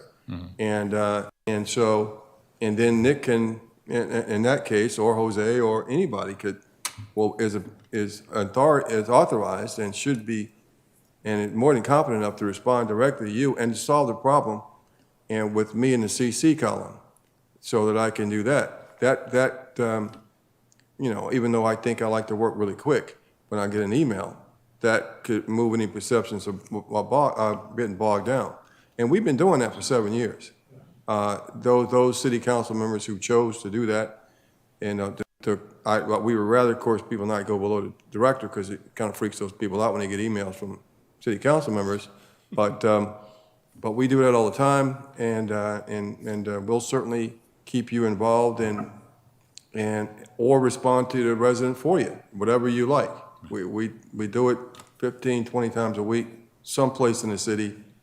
We had a resident in the Levitt area about 4 years ago. I remember they had a gas leak around his house. He just couldn't get WSSC the gas to come out and fix it. So that's the business operation person contacted Washington Gas, got them together, and solved that problem because he couldn't seem to get them to do it. And the residents of Bowie like that, and we're used to it. That's why business operations was set up to get our residents to the right person and to avoid the runarounds that you can get with these agencies because we know the guy to call. For example, we have all these park and planning facilities in our city for which we have technically no leverage or command and control. However, we do know the maintenance supervisor for all of these things, and we have a relationship with him. And so we can contact him either through Nick or through Maddie, and we get action. And that's what we're here to do, and we do it all the time. Thank you, Mr. City Manager. Thank you, Mayor Pro Tem. Thank you, Councilman. No, all good there as well? Okay, thank you, Councilman Brady. The nice thing about chairing the meeting is that I get to go last, which means that a fair number of things have already been answered. Yes, Mr. Lott, you're correct. The streetlight cables are near and dear to me. So thank you for bringing that to our attention. And Mr. Aldiaz, if you would be so kind as to share some of that information that you've accumulated on age and locations, hotspots and so forth. I'm eager, to see what that looks like. So very much appreciate the work on that so far. Also as well, Councilman Stev, you obviously know me well. The berm is up there, and I'm glad to see the progress that is not a delay on our side anyway. And hopefully we can get some traction. And also, Mr. Brady, with the award for 50, I noted that as well. I said we ought to get something framed for that, a gold record or something. If we look at page 16, the average quarterly residential water and sewer bill, it's on page 16. It's the third item in the chart. I'm quite certain that it's not $5,000 as a updated quarterly bill. But if somebody can get me what that number is, I'd be much appreciated. I suspect that it's gone up, but this is something that's near and dear to my constituents' hearts. And yes, sir. Councilman Wolfley, that's just the number of bills that are issued. If you're looking at the 38,006. No, right above it, the average quarterly residential water and sewer bill, the adopted was $245, and the updated is $5,250. Yeah, I think that's a typo there. I think I'll so, check yeah. that number out for you. Yeah, I appreciate it. I'm curious as to see how much it's gone up or down. That's right, but I'm quite certain it's not $5,000. I'm gonna go check my water bill.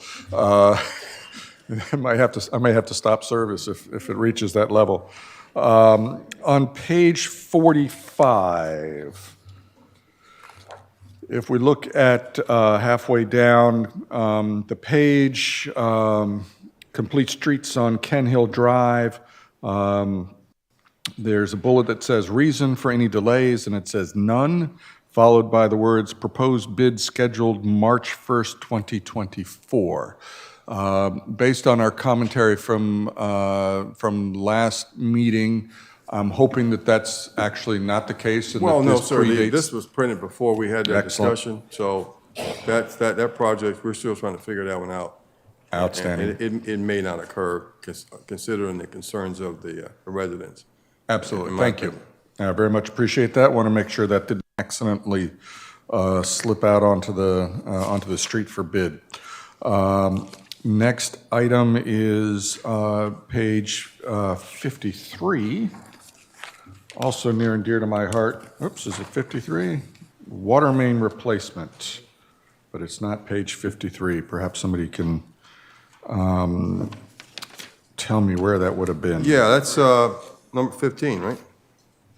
Yes, all right. Oh, it Objective is. We 15. have, there it is, 53. All right, fair enough. My apologies. So yes, can I get a status on where we are with our elusive Part B of Ken Hill and our replacement project there? Yes, last week I received an inquiry from our contacts at the EPA. They had 3 more questions for us, which we've circulated out amongst our staff. I've gotten 2 of those responses, and we should have the final response going back to EPA this week in regards to that. So from our standpoint, that should take care of everything up until the point that they ask us more questions the week after. Fair enough. All right. Well, thank you very much. Keep responding to their queries, and hopefully, I mean, it's free money, so I'm not gonna grouse too loudly. I guess I'd like free money sooner than free money later, but free money is free money. So we're grateful to the good efforts of our state representatives and federal folks as well to get that money. So that's indeed good news there. I'd also now like to turn to the team here, and first of all, thank you for being here at this hour. And I know that you are there pretty much every hour that you're needed, serving the community. And I want you to take back to your staffs, to your team, that they do fantastic work, journeyman's work, providing good services to the community. Certainly through your leadership, but more importantly through their hard labor. So please ensure that the staff as a whole is aware of the appreciation both of the council, but also with the constituents. We do, believe it or not, get a lot of positive comments about the services here in this city, and it ranges from everything from parks and planning to IT stuff to other things. I know we always come up with issues, questions, and complaints, but that's just the nature of the business. That's the tall flower that gets picked. Meanwhile, the field of flowers is there for us to see and we enjoy. So thank you very much for the great work, and thank you, Mr. City Manager, for your efforts, and look forward to starting the new budget process. Yeah, it's going to be a lot of fun. I'm looking forward to it. It's going to be a lot of fun. Last item on the agenda, this was on the consent agenda. It's been moved down to new business. We have introduction of Ordinance 0-1-24. I'll turn this over to city staff to give a quick overview. Then I'll need a motion from one of my colleagues to approve and introduce the motion, introduce the ordinance.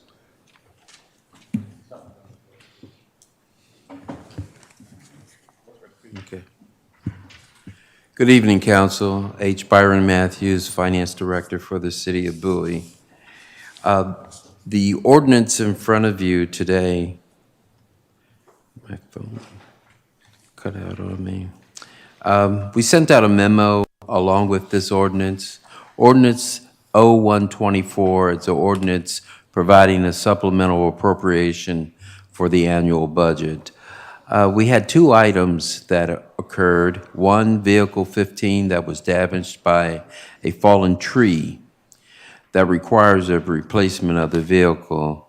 The vehicle cost is $43,334. The appropriation rounds that number up to $43,400, and it's needed to replace the pickup truck. Our second item is the Emergency Operations Center. We received bids, and the lowest bid was $237,474. The appropriation is currently $200,000, and we needed an additional $40,000 in order to award this contract should they ultimately be the winning bidder.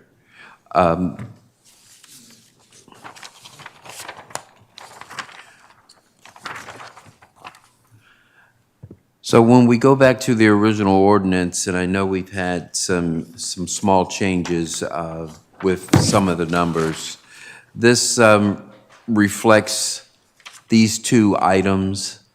They're being funded from the appropriation of the fund balance, both the $43,400 and the $40,000. $40,000 is showing up in our capital projects, and the other amount is showing in our equipment acquisition fund. Those monies will be transferred from the general fund.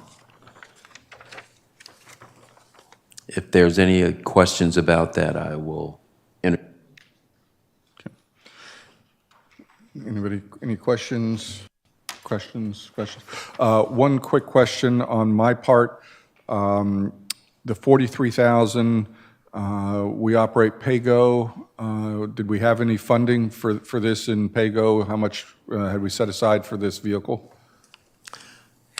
Yes, we do operate the PAYGO on this, but we decided that in this case, we would just get a new appropriation to place the vehicle. It was an emergency replacement. Those monies will then be smoothed over to other vehicles that will need to be replaced in the future. Very good. We did get $7,100 from Legit for the destroyed vehicle, just so you understand. And also there is, with regard to the EOC, there's some money from the state that we're getting from that also. That's $100,000, so. Excellent, thank you. And as you all know, at times, our emergency operations center can be the hub for everything, especially when you see what happens last year. Excellent. Thank you very much. And the legit question was the follow-up as well. So thank you. Thank you for addressing that promptly.